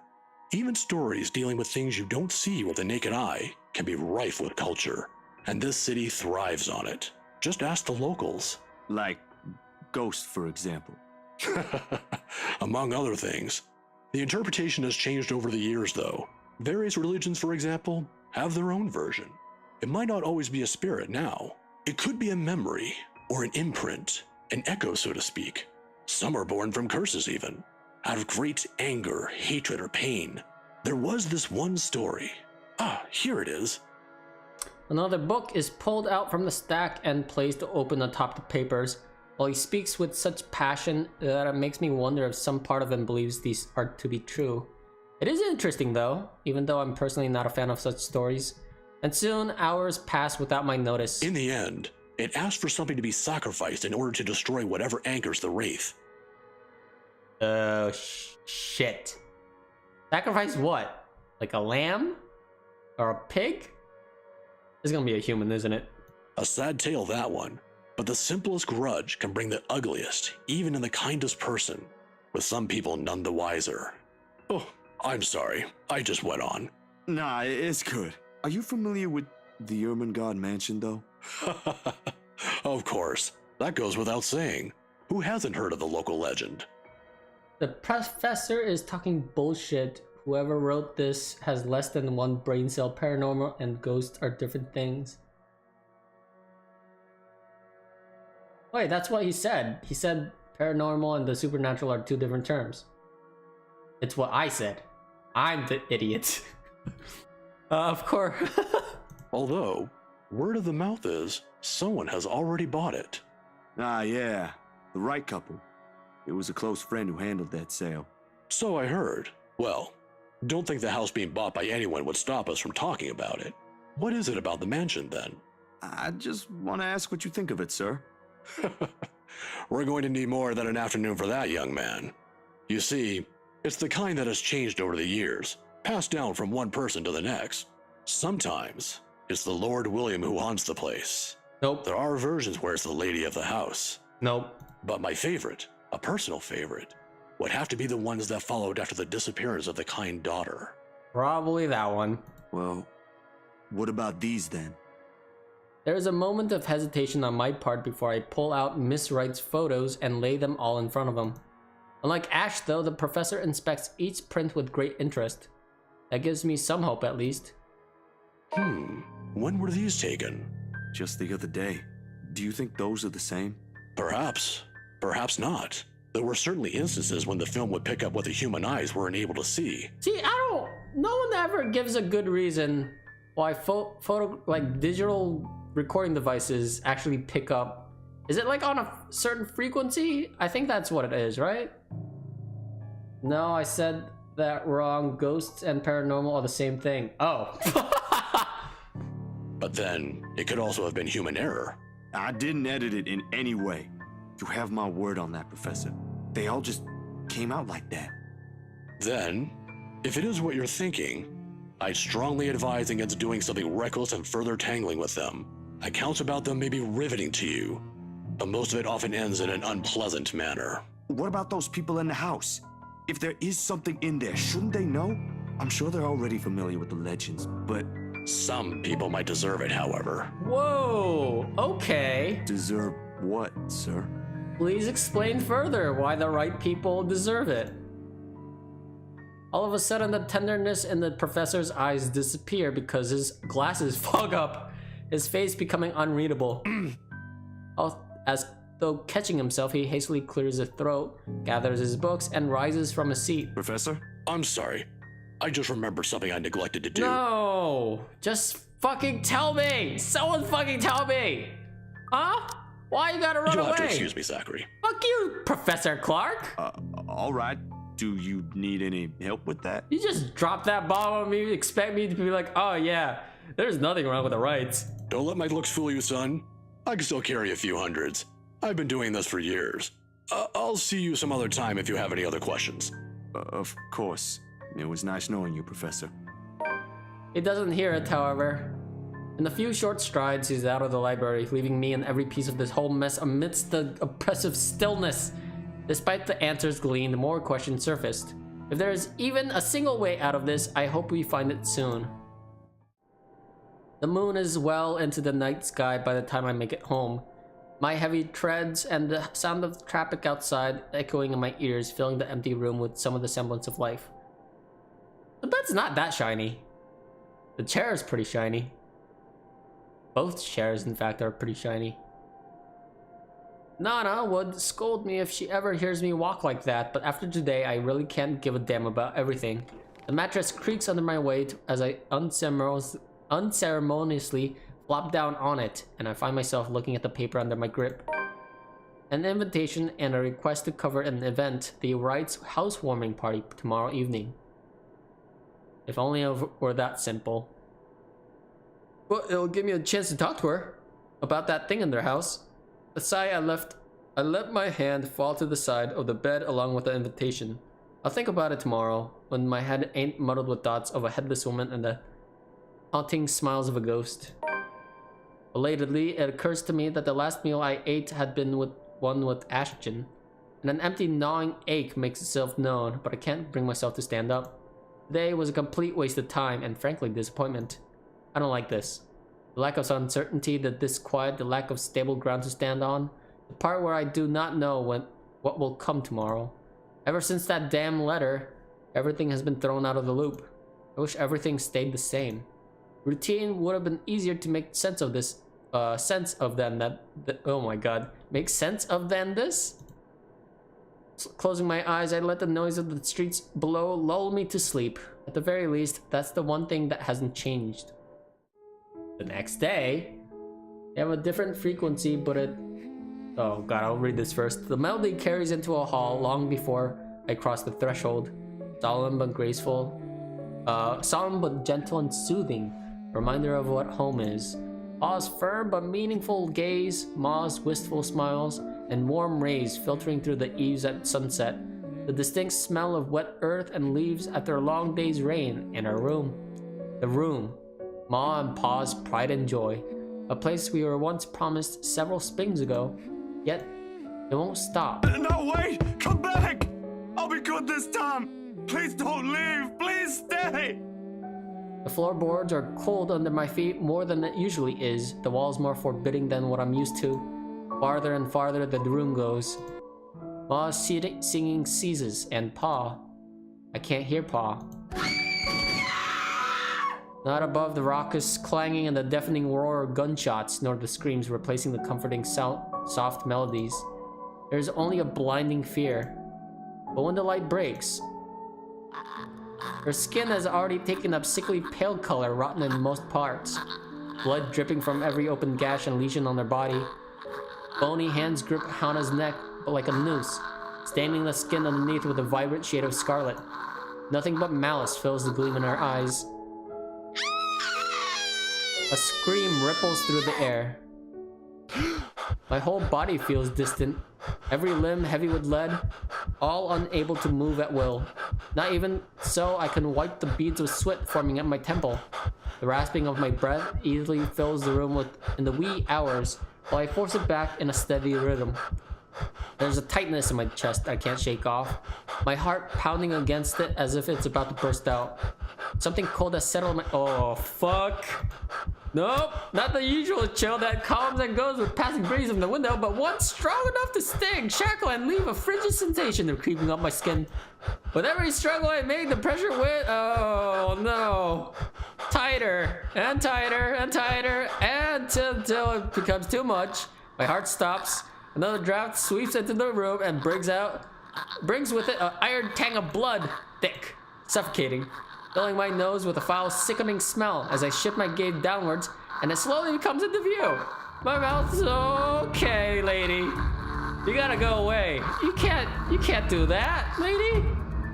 Mouth stretched in a hideous smile and eyes brimming with nothing but madness. The stench of gore taints the air around me, and I can't look away. From it, from the terror and death that her uncanny, twisted features alone scream. I try to open my mouth to shout, to ask anyone for help, but my voice has left my body altogether. All I have is the painful realization that no kind of plea will ever save me from her. It's only the bed drips. Okay, there was no quick time event. Fuck you, game. I was waiting for the fucking quick time event. Why you gotta do that, huh?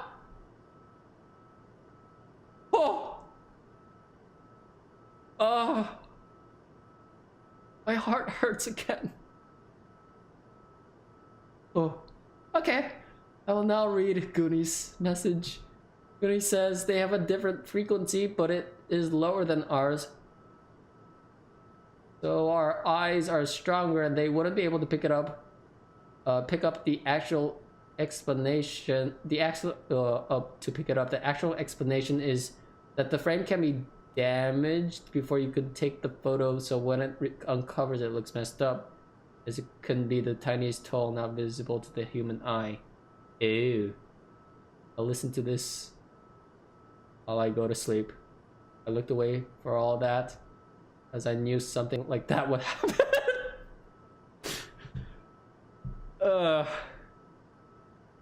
I wish I looked away. I'm gonna have trouble sleeping tonight. The brutal plunge back into myself jerks me awake. There's an ear-splitting scream, no wild thrashing of limbs, just a painful, constricting awareness that something has wound itself tightly around my neck. I waste no second pulling a blanket away, but allow myself a few minutes to steady my breathing before getting off the bed. Hold on. Why is this fucking ghost always coming out at night? I'm sure that's like following a theme, but still. Can't it just come in the morning? I think I'd be less scared. I think that's the point. God damn it. Oh, why can't it come in the morning, god damn it? Inhale, hold, exhale. 1 step, 2 steps, 3. But the dreams have gotten worse. Ever since 2 days ago, no longer are they the small cursory flashes that I'm used to, but vivid ones that linger. I can still feel the blood in my hands, the putrid smell of rotting flesh, the sickening crunch of bones breaking at every moment, and her cold, chilling eyes as they bore into me. I draw in one long, ragged breath, and before I know it, I'm walking out the door. Even in the waking world, it reeks. A bench on the park is far from the most private place for thoughts in Luxborn, considering its location at the heart of a bustling city. But in the early hours of the morning, it provides enough peace and quiet for any poor problematic soul who happens to wander here. The city is just waking up, a little later than usual, but knowing what day it is, one can't fault it for being a little tardy just this once. Yet neither the pleasant morning chill nor the soft twittering of birds does anything to banish the images. Every single one has rooted itself inside my head, its claws digging deep in what is no longer a safe place to hide. It used to be— London Bridge is falling down, falling down, falling down. London Bridge is falling down, my fair lady. Take a key and lock him up, lock him up, lock him up. I think we found the ghost girl. Take a key and lock him up, my fair lady. It used to be easy finding some pretense of peace under the guise of sheer optimism following regular routine. Now I don't know what to make of it. Sometimes it's easier to run, easier to hide when everything's falling apart. That way you don't have to be the first to witness when it does. It worked when things went bad with the movie after all. It also worked when Mom and Pa were taken from us. Maybe it really just better if I just— Hey, mister. Oh my god, we found the ghost girl. Oh, there is no reason for a child to sing that song out in the park while she's alone. Unless she's possessed by a ghost. That's my theory. That is totally my theory. This girl is the ghost girl. Or the ghost has possessed this girl. Or something along that line. Instead of this guy investigating this house and scaring himself shitless, why doesn't he just go near it? That's true. I don't think Ashton has ever visited the house by himself. Or as far as my knowledge of him goes, because we haven't played as him yet. He is second to last. The tiny voice gives me a pause. When I look up, a little girl maybe about 6 or 7 is peering at me. She has a big fucking head compared to the rest of her body. 2 wide eyes overflowing with what can only be the natural curiosity. Hold on, her eyes are huge! Look at her eye and look at her hand. Whoa! Her eye is as big as a fist! Her fist! That is way too big! Maybe it's just anime. It's probably just anime. Overflowing with what can only be the natural curiosity one typically sees in children. I vaguely note that Saint Goretti uniform she's wearing before returning her greeting. Hey kid. Kylie. Oh my god, it's Kylie! Oh, it's Hannah's goddaughter, right? Something like that? Kylie? That's my name. Mama said it's rude not to call people by their names. Oh, that explains it! If she is possessed by a ghost. Because she's tied in with Hannah somehow. And the house! Oh, it all fits together! So, no, it doesn't. Not at all. It's just all speculation. She then flops down on the empty space beside me. Her little legs, still too short to touch the ground, swings in tune with the song she hums under her breath. I don't mind kids. Nana would often invite the ones in our old neighborhood to give them treats. Of course, by then, Sis and I were both too old to play with them, but you get used to the commotion eventually. It's not completely as unpleasant as most people would imply. Kylie seems to be a well-behaved kid anyway. Oh, sorry. Nice to meet you, Kylie. Is Mama here? I'm surprised that this child would just run up to a stranger like this. No, but my big brother's with me. Maybe Luxborn is a very safe town. He's taking pictures with his camera over there. Or like a small city. He points to the far end of the park, the one closest to the street where a kid is taking shots of something above him. It doesn't look to be birds because all there is on the side of the park are buildings. I don't see what's so interesting with the tip of a building, though. I'd take pictures of dogs if I were him. They're cuter. Do you have a camera too, mister? Yeah, I'm actually a photographer.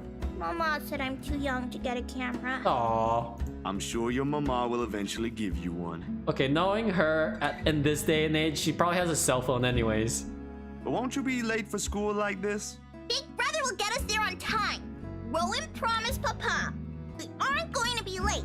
It's sports day. So it's not good if you keep looking like that today. If it ends up raining and we lose, it's your fault. What? Why is it my fault? All right, I'll try not to upset the clouds today, kid. Oh. Is it because you're sick, mister? Before I know it, a smile is spread over my face. They say kids ask the toughest questions sometimes, and they sure do, with how sincere Kylie looks. Lying feels like doing her a huge disservice. No, not sick. Just having a very, very bad day. Why is that? Is that like when my big brother ate all of my pudding? He did that once and then cried. Oh. Wasn't very nice of him. God damn it, Rowan. Yeah, I think so. Zach. You see, there's this mean girl. She's given my friends and I a lot of trouble. I even got in a fight with my best friend because of her. Hard to keep up when things are like that, you know? Especially when you can't do anything. It's kind of scary. Makes you wish things will just stay as peaceful as they used to be. Maybe she just wants to be friends with you? Oh. That never occurred to me. Is that why she's smiling all the time? Holy shit. Wait a minute. No, wait. No. That can't be the reason. I mean, I've never really lost a quick time event. I don't know actually what happens afterwards. I don't know if you die or just something weird happens or it just blacks out. Or you get a game over and start from the beginning. That's probably the main concern. But, huh. That is interesting if she wants to be friends with you in that creepy sort of manner. That That's really, huh? I highly doubt that. Actually, that might be the thing. She already hurt one of my friends. She wants to be closer. This is a huge stretch, isn't it? What if she's just sad? Or maybe she just wants help. Oh my god, she is the ghost girl. That's what happened with Melody. I let her borrow my crayon when she left hers. Now we're playmates. It's not really the same thing, Kylie. No, I think it's exactly the same thing. What she did, they're pretty bad things. I still think there's another reason. Oh my god. Kylie is a better detective than Ash. Did you try talking to her? That's what Mama said I should do. Kylie is the biggest MVP ever. Oh my god. I don't think that'll work either. What other games are you gonna play once you finish this? I got a whole list from Christmas shopping, so stay tuned for that. Also, take any suggestions, I guess. You haven't even tried yet. You sound like Rowan. You're just scared, mister. Oh my god, Kylie, you are too smart for your age. That strikes a chord. Maybe it's the honesty in her tone or simply the truth in the words itself. I don't know why, but I can't help it. I laugh. Loud enough to disturb an elderly couple taking a leisure walk nearby. Why are you laughing? That's nothing. You're a really smart kid, you know that? That's what I've been doing, ain't it? Going full speed ahead, then backtrack when the going gets tough. Stay in my safe zone because that's what I know. Once, Dr. Navarro said I should be the first one willing to deal with my problems before anyone else. I didn't show up on our next appointment after that, but he's right. And though I hate to admit it, knowing what I've seen, but the kid makes a good point too. I've been so caught up thinking there might not be a way out. Maybe there isn't, or maybe there is, But that doesn't mean I should just up and leave to fate. Aren't spirits supposed to be humans before too? Had people they cared about lived a life of their own, smiled and laughed like the rest of us does? That wasn't a question. I thought that ended as a question. But I see the list. Yeah, I'll message you the games I have so far. Do they really lose all of that after death? You better get to school, though, or you'll miss sports day. You should have won yourself some awards, alright? Alright. Can I show it to you when I do? That can cheer people up, right? In the distance, her brother calls for her, and I type that as a sign to leave. Got things to do, to face. The first few steps, they say. Nah, I'm good now, I think. Thanks to you. Besides, Mr. needs to go. Is Zach the first to die because he's like, I'll listen to what you gotta say, Ghost? And then the ghost just kills him? I really hope that's not what happens. But you should show it to Mama and Papa. I'm sure they'll be proud of you, Kylie. I will. Thanks, mister. I give her a little pat on the head before heading my way. A small gesture of thanks from a stranger she didn't know she might have helped. She may not understand it now, but even though at such a young age she already has this understanding of things, but maybe when she's older, when the world no longer seems too big for her. But aren't you going to help me, mister? God damn it! Ghost girl, leave me alone! I fucking... No, I had this weird feeling when she was singing the song. Oh, come on, Kylie. Was this all a ruse? Or you like, maybe you should be best friends with her? Because you're the girl?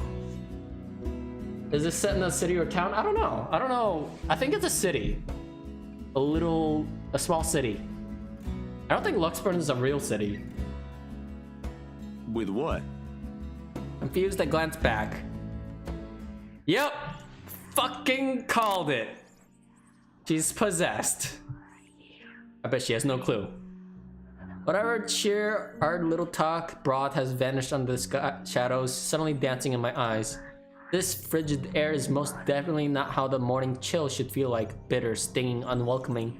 And the kid. What do you think, mister? Are you going to help me? What do you want from us? The response never comes, however, because when I blinked, gone. Hello? Mister? Are you okay? God damn it. God damn it, man. For several passing seconds, I let my stare linger on her face, waiting for any sign of another change. But all that remains in there is the careless, carefree smile of the child. None of the spite, none of the cold, bloody smile. Nothing. I really need to go, Kylie. It was nice meeting you. See you again, mister! Nope. Nope. Fuck you, kid. I break into a run. I don't look back, not even as I bump into a couple of passers-by. As soon as I'm out of the busy streets, going insane, this is what it is. If we don't do something soon, we'll all be. Wonder what the journal says. Aw, look at Kylie. Her eyes are still as big as ever. That's a cute little profile pic. Yay. It's too bad you're friends with the ghost, Kylie. Oh boy. Slowly looks away. The tremor follows me even when I get home. Come on, man, Goody, you gotta be with me when the scares happen. I hug the first thing I see. I hug the closest thing near to me. I had hoped a little stroll around the block for a few hours would help. Instead, I am assaulted with more images of her. Her smile, the loathing in her eyes, the stench of gore, the horrid crunch that comes with every movement she makes. Even old memories have been sullied by her, and Ma's song no longer sounds as sweet as it meant to be. In the end, all I got is a sinking feeling that I'll never be rid of her image, and another ridiculous ideal that may or may not even work. The sun is already hanging low on the horizon when I make it back, and for the first time, coming home feels like a chore. Only I didn't arrive to an empty room. There's a ghost! Wait, what? Oh god, it is the ghost. Don't be the ghost. Come on, man, it's just been a scare. Come on, no, not a ghost. Because as soon as I open the door, Agreed, other mother. Sup, Z-Man? What? I told you we should have called him before going here. Ash? Isabella? It's fine. Didn't we just have an argument yesterday? Also, how did they... Oh my god. Ashton fucking broke into the room again. That's number 14. I'm not looking still because he is still talking about the ghost. That means it's not over. The music is too happy. Oh, come on. It's fine. It's fine. It's just Ash and Isabella. There can't be a ghost when there's people around. The ghost usually comes out when... Actually, no, I take that back. The ghost came out when he was choking Hana when Zach was taking a picture. I take that back. I was about to say that the ghost only comes out when there's only one person in the room. Yeah, not the case. It is Ashton I see first, sitting comfortably on my couch, munching on a bag of chips with both feet propped up top the coffee table. Whatever proverbial stone has made a home at the pit of my stomach automatically flies right out of the window at the sight of him. Before any exasperation that can set in, my attention is taken back by other occupant in the room. Isabella perches on the only other chair in the room, attempting to make herself smaller, it seems, from how closely she's hugging her arms around her. Nevertheless, she gives me a small smile when she notices my stare. Yet somehow there ain't any warmth in it like it's supposed to have. Hey, Zach. Sorry we just barged in here. Ash was... Relax. Z-Man gave me a copy of the key himself. Did I? Only after you broke the 13th one. I can't keep replacing them every time you think it'd be a good idea to break into my apartment. And stop calling me Z-Man. I didn't break anything this time. Does this guy not know the meaning of being sorry? Ash, just because I gave you a key doesn't mean you can just stroll in here whenever you want to. And, hey, is that my... Ash smirks at me because, of course, he has the gall to smirk knowing what he did. He pops in what's very likely the last piece of chip into his mouth and folds the wrapper neatly on the table before throwing it on the nearby trash. From her chair, Isabella shoots me an apologetic smile as soon as the foil hits the waste bin with a dull thunk. Common sense dictates that I should be angry, but after everything, despite things, we've yet to straighten out before it blows up in her face. Having something more normal play out in front of me, no matter how childish their antics get, I can't bring myself to muster even a tidbit of it. Behind me, the television started blaring the music for the end credits of a movie. They have likely been waiting for a while if Ash has gotten impatient enough to rummage through my cupboards and watch something. Of course he eats all of it. You know, I was saving that for the weekend. Did you at least share some with Bella? Don't worry about it. I'm good, Zach. Really? It's free food, you know? He's shocked by it. What was that you usually say? You don't say no to free food? What happened? No, I'm just not hungry. Ash only shrugs at the question in my eyes. I can't be the only one who finds this vibe she's giving out to be odd. The guy has no doubt already caught wind of it. Aye. But if you want something, just say so. I've got a fully restocked pantry right here at your disposal. Still not a 5-star level thing, but for an empty stomach, it'd do. Just say the word. Thanks, Zach. Maybe next time. Food is not really what we came here for. BRB, I need to turn on the lights. I'm fucking scared by a visual novel. What's wrong with my life? It's pretty good, isn't it? Even though, like I said, it's only 10% scare, 90% story. The scares are pretty scary when it happens. Everything else, it's weird, cause I guess it likes to lull you into safe security. Be like, all right, cool. We're learning about Zach. We're learning about Isabella. We're learning about the ghost, and all of a sudden, boom, scare.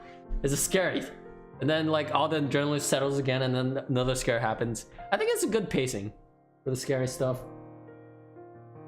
They're acting suspicious. Is the ghost? No, it's not the ghost, cause I don't think the ghost will ever show up in front of Ashton because that'll make him aware, I guess. Ash He's the one who... What? She casts a brief glance at Ash, and in an instant he sits up. Every trace of amusement is gone from his face as he clasps his hand in front of him and leans forward. A minuscule gesture meant to ease, yet the grim expression on him tells a different story altogether. All right, you two, what's this about? I don't like those looks. If this has something to do with the other day, I really am sorry about that. It was rude, and I didn't mean for it to come out that way. Zachary is the best guy. Best guy. A short but tense pause follows. They're both stalling for something. Under normal circumstances, I'd wait. With these two, the more you force it, the more they'll clamp down on it. But as a handful of seconds continue to slip by, the unsettling feeling in me— oh no. Soon it turns into impatience. But before I can demand a response though, one of them finally speaks up. It's Ashton who first breaks it. No, don't apologize. I should have listened. Oh! What? How is everything with you lately, Zach? Wait, what happened with Ash? What happened? What made it break? Hold on, Ash. Both of you. Did I just hear you say that? Yeah! Is this why Isabella's here? Has something happened? Calm down, we're just here to check on things. So, did you meet Andrew about the photos? What photographs? Nope. Said photographs had been sitting untouched since the day I dumped them in my drawer. Oh, Isabella goes very still when I hand her the small stack. To her credit, she does not flinch like I'm expecting her to and flip through each of it in silence. But while her eyes remain strangely calm, her hands have gone rigid and her mouth has set into a white thin line. She, out of all people, understands what this means. In hindsight, she should have been the one I approached before Ash. What did Andrew say about them? It could be one, but there's no guarantee it's a supernatural thing.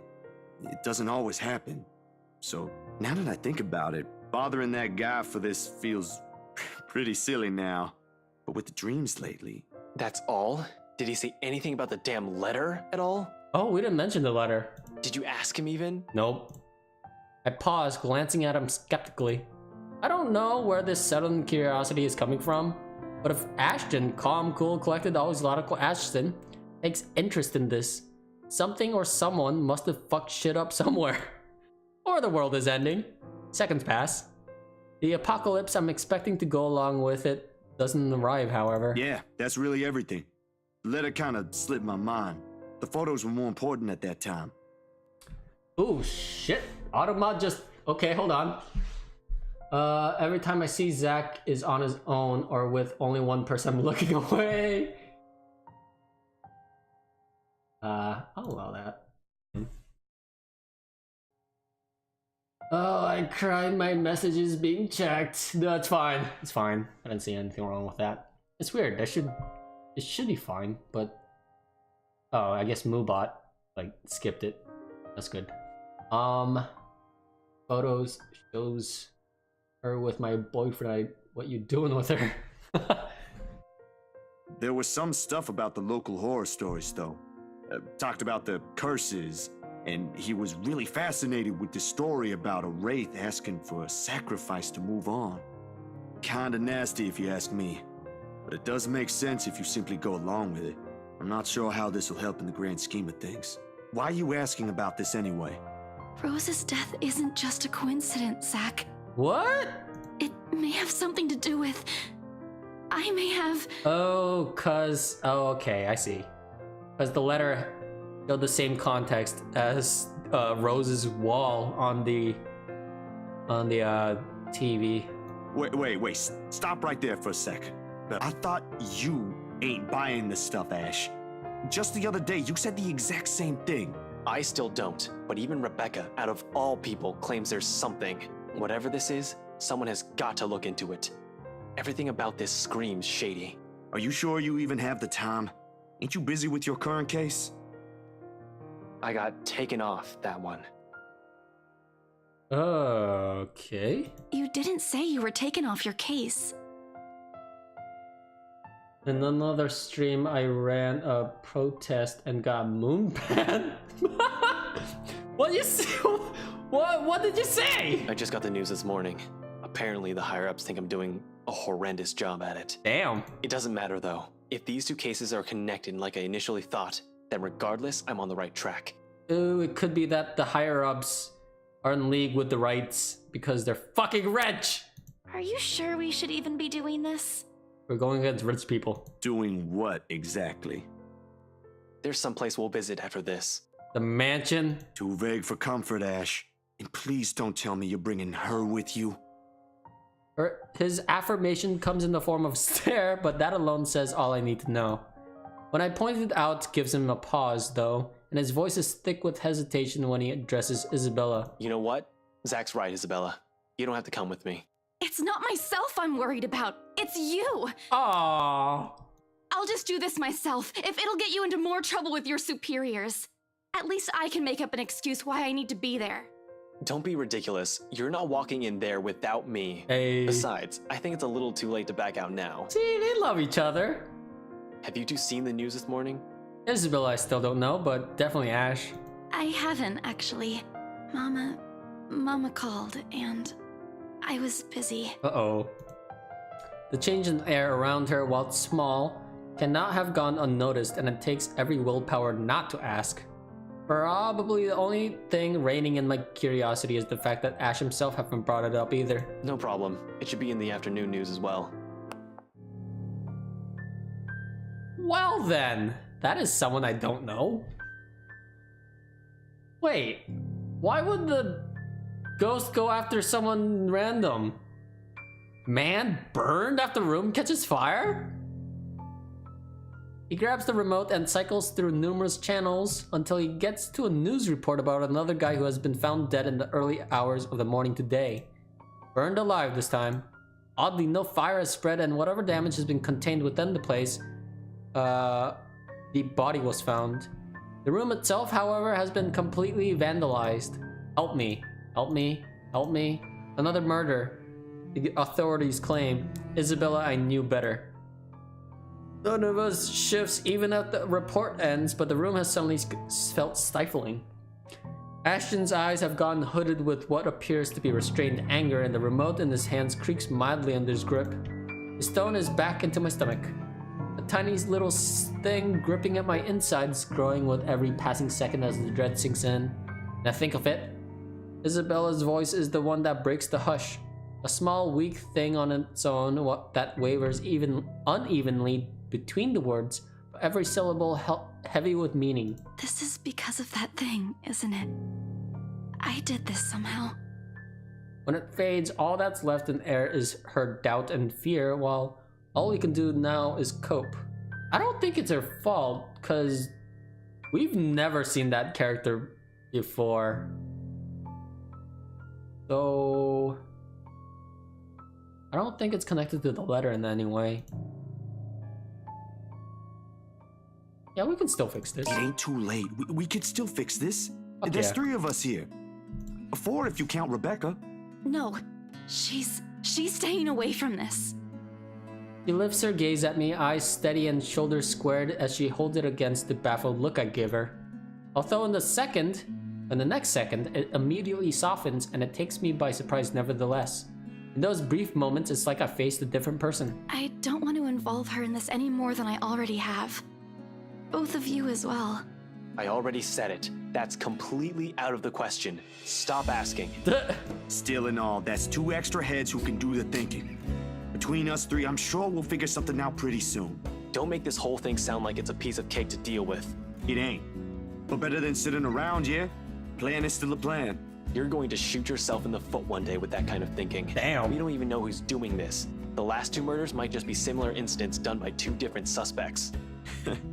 Hasn't stopped you from going after them before. Remember that time when you... Okay, stop right there. There will be no retelling of that incident today, Z-Man, or ever. Well, stop calling him Z-Man. Keep calling me Z-Man and maybe I will. Jesus, he does not listen. Suddenly, Isabella laughs. Though muffled by her hands, it rings light and easy against the thick tension in the room. Still a far cry from the usual cheer she carries, but brings a welcome shift in the otherwise dreary mood. Thanks, you two. I'll tell you about it when he's not around. Give it up, Z-Man. She's not interested. Who says I'm not? Ash makes a face, but chuckles at the jest despite himself. Why am I even friends with you two? And like this, Most of our worries ebb away, if only for a few moments. They take their leave mere minutes before close to sundown. But regardless of the lighter mood, a little has been said of their plans, only vague hints of what they're aiming to do afterwards.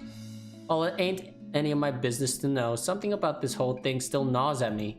A tiny passing thought urges me to do something as well. At this hour, the streets are once again busy with people heading home after a hard day's work. Little of the bustle matters to them as they step out of the crowded walkway, however. And everyone was getting banned by Muba on the stream for dumb reasons, so everyone agreed with me. Ooh. Must be a really strict Mubot. Wait. Mubot can ban people? Hold up. Is there a feature that it does that?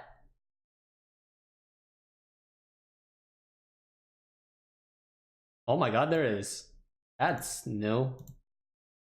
I never knew that. I thought, okay, well, that's interesting. I don't think I would trust a robot to automatically ban users. AI has not gone that far yet for me.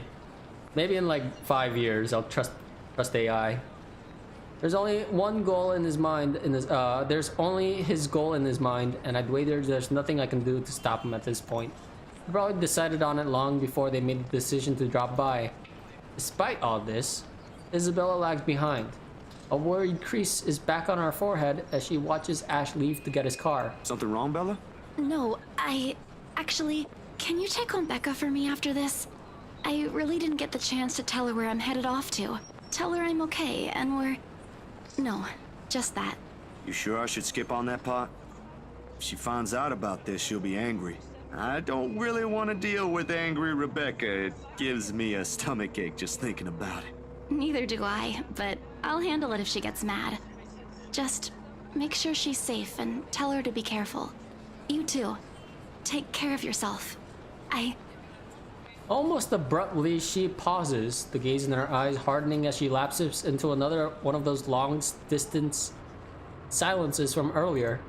This ain't just because of the whole fiasco with the letter anymore. I don't want what happened to Rose to happen to you guys as well. This one cut deeper. But before I can ask about it, Ashton returns, casually swinging his car keys on one hand and gestures at Isabella. Come on, we don't have much time. Shirley's waiting. I don't. That's so weird. Who's sure? Oh, right. Don't answer that. I don't want to hear it, you huge dork. Says the person who gave her stuffed toys names. That's normal. Bat cat? No, that's Really? normal. That is totally normal. I name my stuffed animals all the time. Yes, I have stuffed animals. Don't judge me. Don't judge me for that. It's cute. Yours is just weird. Thank you? I'll see you later, Zach. She spares me another smile, and as I watch her walk off, only now did it occur to me that none of those she gave today ever did reach her eyes. I make a quick grab for the back of Ash's parka. He staggers briefly before correcting himself and shooting me a confused stare. Is she all right? What? Who's okay? Isabella. She's been, I don't know, out of it today? Did something happen earlier? A scowl on his face says it all. She's actually been like that this morning. I'll ask, but... Just do me a favor and watch over her. We have no idea what we're dealing with. I don't know what happened to her since the last time I saw her, but from how she's been doing today, whatever it is, seems like a pretty big deal. Wait, you didn't annoy her again, did you? Huh? Because I swear to God, if you did, you've got another thing coming for you. What? No. Why would I? Because you do it all the time. I'm just asking. I'll take your word for it. But if you can find out what's bothering her, that'd be nice. Honestly, I don't think it's the letter this time. I'll see what I can do. Make sure you keep yourself out of harm's way, all right? Yeah, you too. Don't do anything reckless again. Reckless, no. But I can't make you to promise I won't do anything. After seeing that, there's no way in hell I'm going to pretend there ain't a problem when there is. This is a really big one, and I'll be damned if I let anything happen to you guys while I sit here. I'm done running when things get tough. He's about to argue for a moment, but... Look, bro, if things ain't good, I'll be the first one out. But allow me this one thing, aight? Just this one time. If it doesn't work out, you'll be the first one to know. You can laugh then, or berate me all you want. But please don't ask me to step aside like I'm incapable of doing anything to help. I have no idea if it is the look on my face or the tone of my voice. Ultimately, although his mouth presses into a thin line, he agrees. All right, stay safe, Zach. When he stumbles into the sidewalk and allows the afternoon crowd to swallow him whole, I like to think the tiny gleam in his eyes is the closest we can get to optimism in this situation. Whether that alone will be enough to give me a peaceful sleep tonight remains to be said.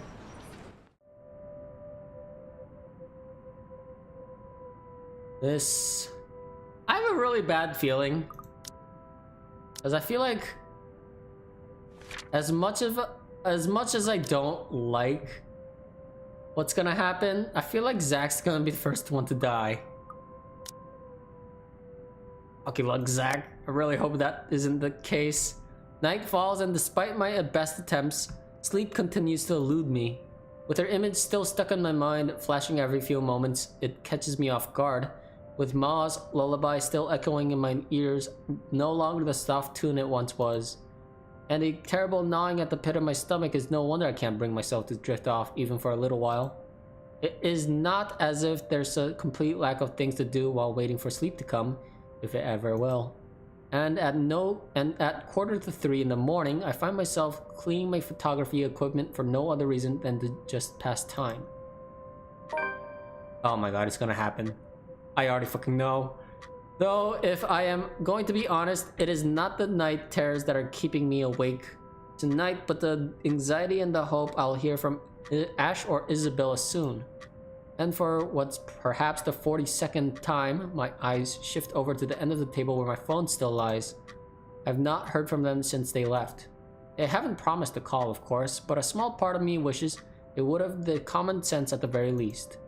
Waiting is a tough game, and with the concern stretching out the minutes far longer than usual, it's impossible for the more unpleasant thoughts not to enter my mind.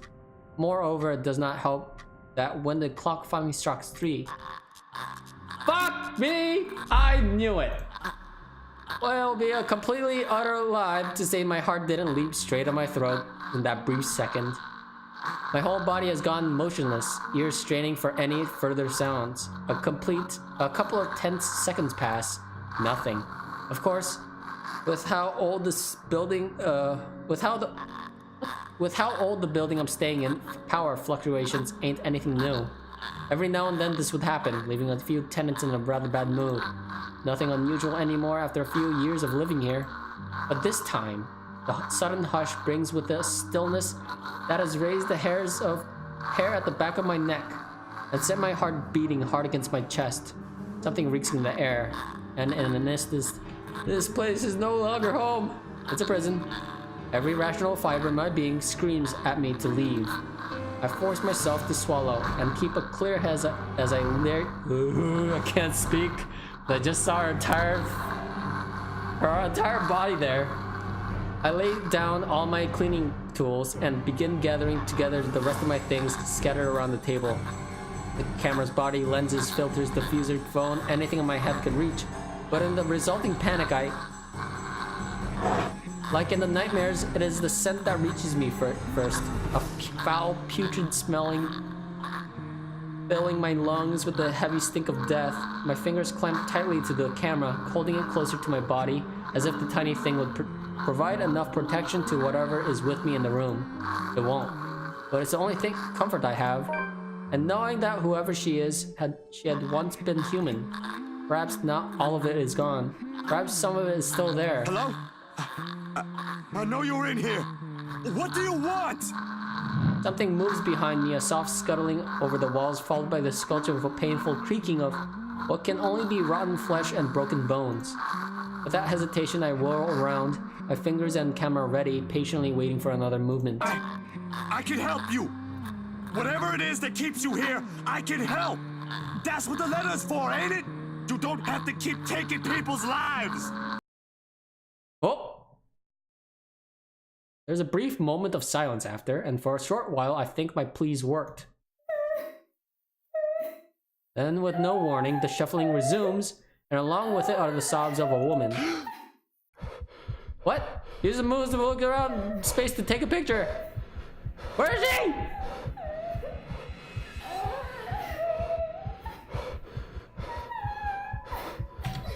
That's not where she is. Oh, there she is! I found her! The light flashes fleetingly one last time, allowing me the glimpse of her grotesque, misshapen features before it is once again lost in the darkness. All of a sudden, her tone changes. No longer a soft cry, but a high-pitched shriek brimming with pain, grief, and fear. Or anger. Sorry, just fear for me. Bye, Goody. Have a good time. I'll see you later. Every ounce of courage I've mustered flees from my body at the sound, and the next thing I know, my hand is gripping the knob and I'm wrenching the door open. Her wails follow me as I flee into the night. Wait, I'm outside? Pacing has always been more of Ashton things than mine. When I want to think, I sit and let the minutes tick by until an idea comes to mind or my pulse settles down, and yet dried leaves and twigs crack under my shoes as I make another pass of them. Terror is too mild to describe what this is. There's no way in hell I'm going back. Whatever she is, pleading won't work. The moment we saw that letter, she's been after us. But I can't run. Not this time. Nearly 2 hours have gone by since I left the comfort of my home for the solitude of the park. 2 excruciating hours since I've started making calls. No one's answering. Not even Rebecca, who's always kept her phone line open in case other people need her. Or Isabella, who frequently checks hers for any messages and readily responds as soon as she can afford. It does not help that Ash hadn't said a word where he went off to as well. Damn it! I knew I should have asked him before I let him leave. He probably went for the mansion. Knowing him, he can't be anywhere, but there's really only one place he'd likely be at this time. Oh my goodness, we're here. The sun has already peeked over the horizon when I make it to the mansion. I have no idea what I'm expecting to see when I get here. There's Ashton first and foremost. A part of me wishes my assumptions are correct and he's really somewhere close by on a stakeout. But I've never been the lucky sort when it comes to that kind of guessing. And even after I made a round of the immediate vicinity, I could find neither hide nor hair of him. Calling him does no good either, considering how awful the signal here is. He can't be too far if he's really here, but if he is, he would have already noticed me by now. Instead, there's only silence. Too quiet to find any sort of comfort in. Even the trees seem to have fallen asleep with the rest of the mansion, oblivious to what's happening around it. A small island of stillness in the otherwise fast-paced world. No wonder the whole of Anselm feels at odds with the rest of Luxbourne. While the city is alive, growing every minute, breathing every second, and pulsating with life, the village remains unmoving, unchanged. It's not surprising the legend still lives up to this day, and that's why she is still here walking its hallowed halls. And beyond me, the mansion looms ominously. But now ain't the time for fear. Even if Ash is not here, I've still got to let the rights know what I've seen, what's in their home. And whatever grievance Ash has with them, that doesn't matter. There might be grounds for imprisonment, but they don't deserve a brutal death at the hand of one malicious spirit. And I'm sure Isabella would want the same thing. I head straight for the door without a second thought. It takes a few rings, the sound loud above the foreboding stillness before I can hear footsteps on the other side. God and Bennett, only a Nancy would knock at such an ungodly hour. Oh god, it's him. Where's that damn butler when I need him? What? What's that black fog? Oh. Well then. Seems like someone else is possessed besides Kylie. Before long, the door swings wildly open with Mr. Luke Wright standing behind it. Seething would be a complete understatement to describe him. Like this, I've got no doubt why Ash would find him a suspect. You? How the hell did you get in here? I didn't get in here, I'm in front of the door. What in 7 hells do you want? It's bloody 6 in the morning! Listen, sir, I know this is not a good time. Oh, it's not a good time.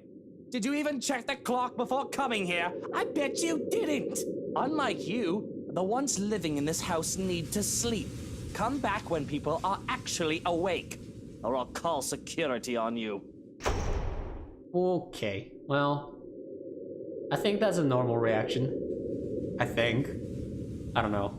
Before I can get a word in, he slams the door to my face and bolts it shut with much finality. Wait, sir, you gotta hear me out. You're both in danger if you stay in there. Have you seen the news lately? Everything's not a coincidence. Only silence answers me. Maybe if it was Miss Wright? Who am I kidding? There are limits to how far a person will believe in you. Then again, I didn't believe Isabella when she warned us. And now I'm here desperately trying to save people, even if I'm aware it's completely out of my own capacity to do so. Is this what they call karma? If so, this is one horrible way of turning things around.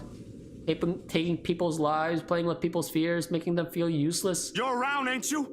You here? Inside this house? Listening, watching, or whatever it is that you spirits do? What did they do to you? I can help you, you know?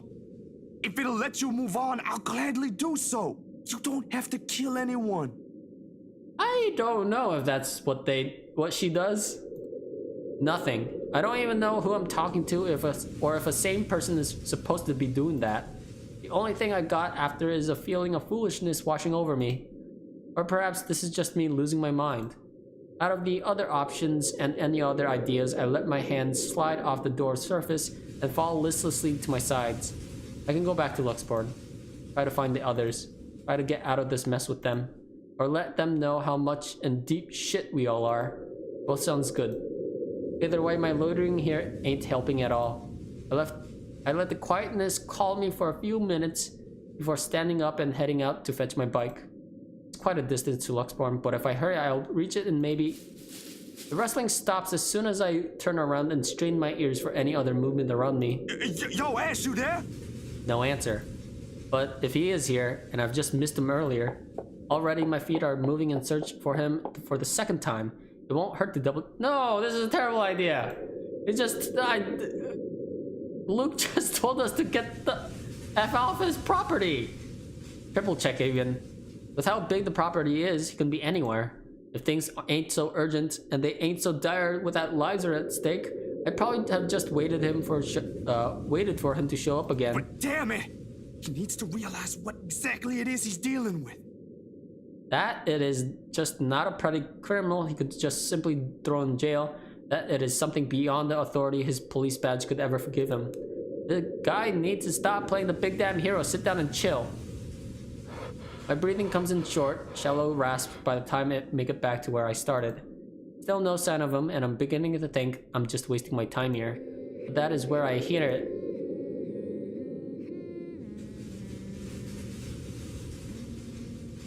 Oh, that's his mom's humming. Oh, fuck. I'd recognize the melody and the heartbeat. Ma's favorite song. I listened for a while, trying to gauge where exactly from the house it's coming from. My feet starts moving before I can stop them. And there, as I circle a corner, from a room in the first floor, a single window is open, but I can't make out whoever's inside. However, I'm sure the singing comes from there. Still, while I'll hear an old tune here of all places I won't know. It's not an obscure song by all means, but it's pretty rare to find someone who knows this. And for some reason, that seems to follow the song around. Pain lodges itself at the base of my throat at once. Whoever's humming might be... I don't want to be the pessimist now, but in the off chance, is that Miss Wright? Shit. I should have just barged in there. I can put myself in danger before I can save anyone. Ash will tell me so in the exact same words. Might even write me a dissertation why that is a bad idea and if he ain't so lazy. But damn it, god damn it. No, we are not going in. Mind my own business. In the end, the rational part of my brain wins out. The half that I've spent too much time around Ash. That's like the quickest. This is by far the quickest decision I've made. It's right though, the reasonable part. If I do force my way in and find something unpleasant, how am I going to fight back? With my camera? No matter where you look at it, that's simply asking for a painful death. And it'd be intruding. I have a better chance if I find Ash.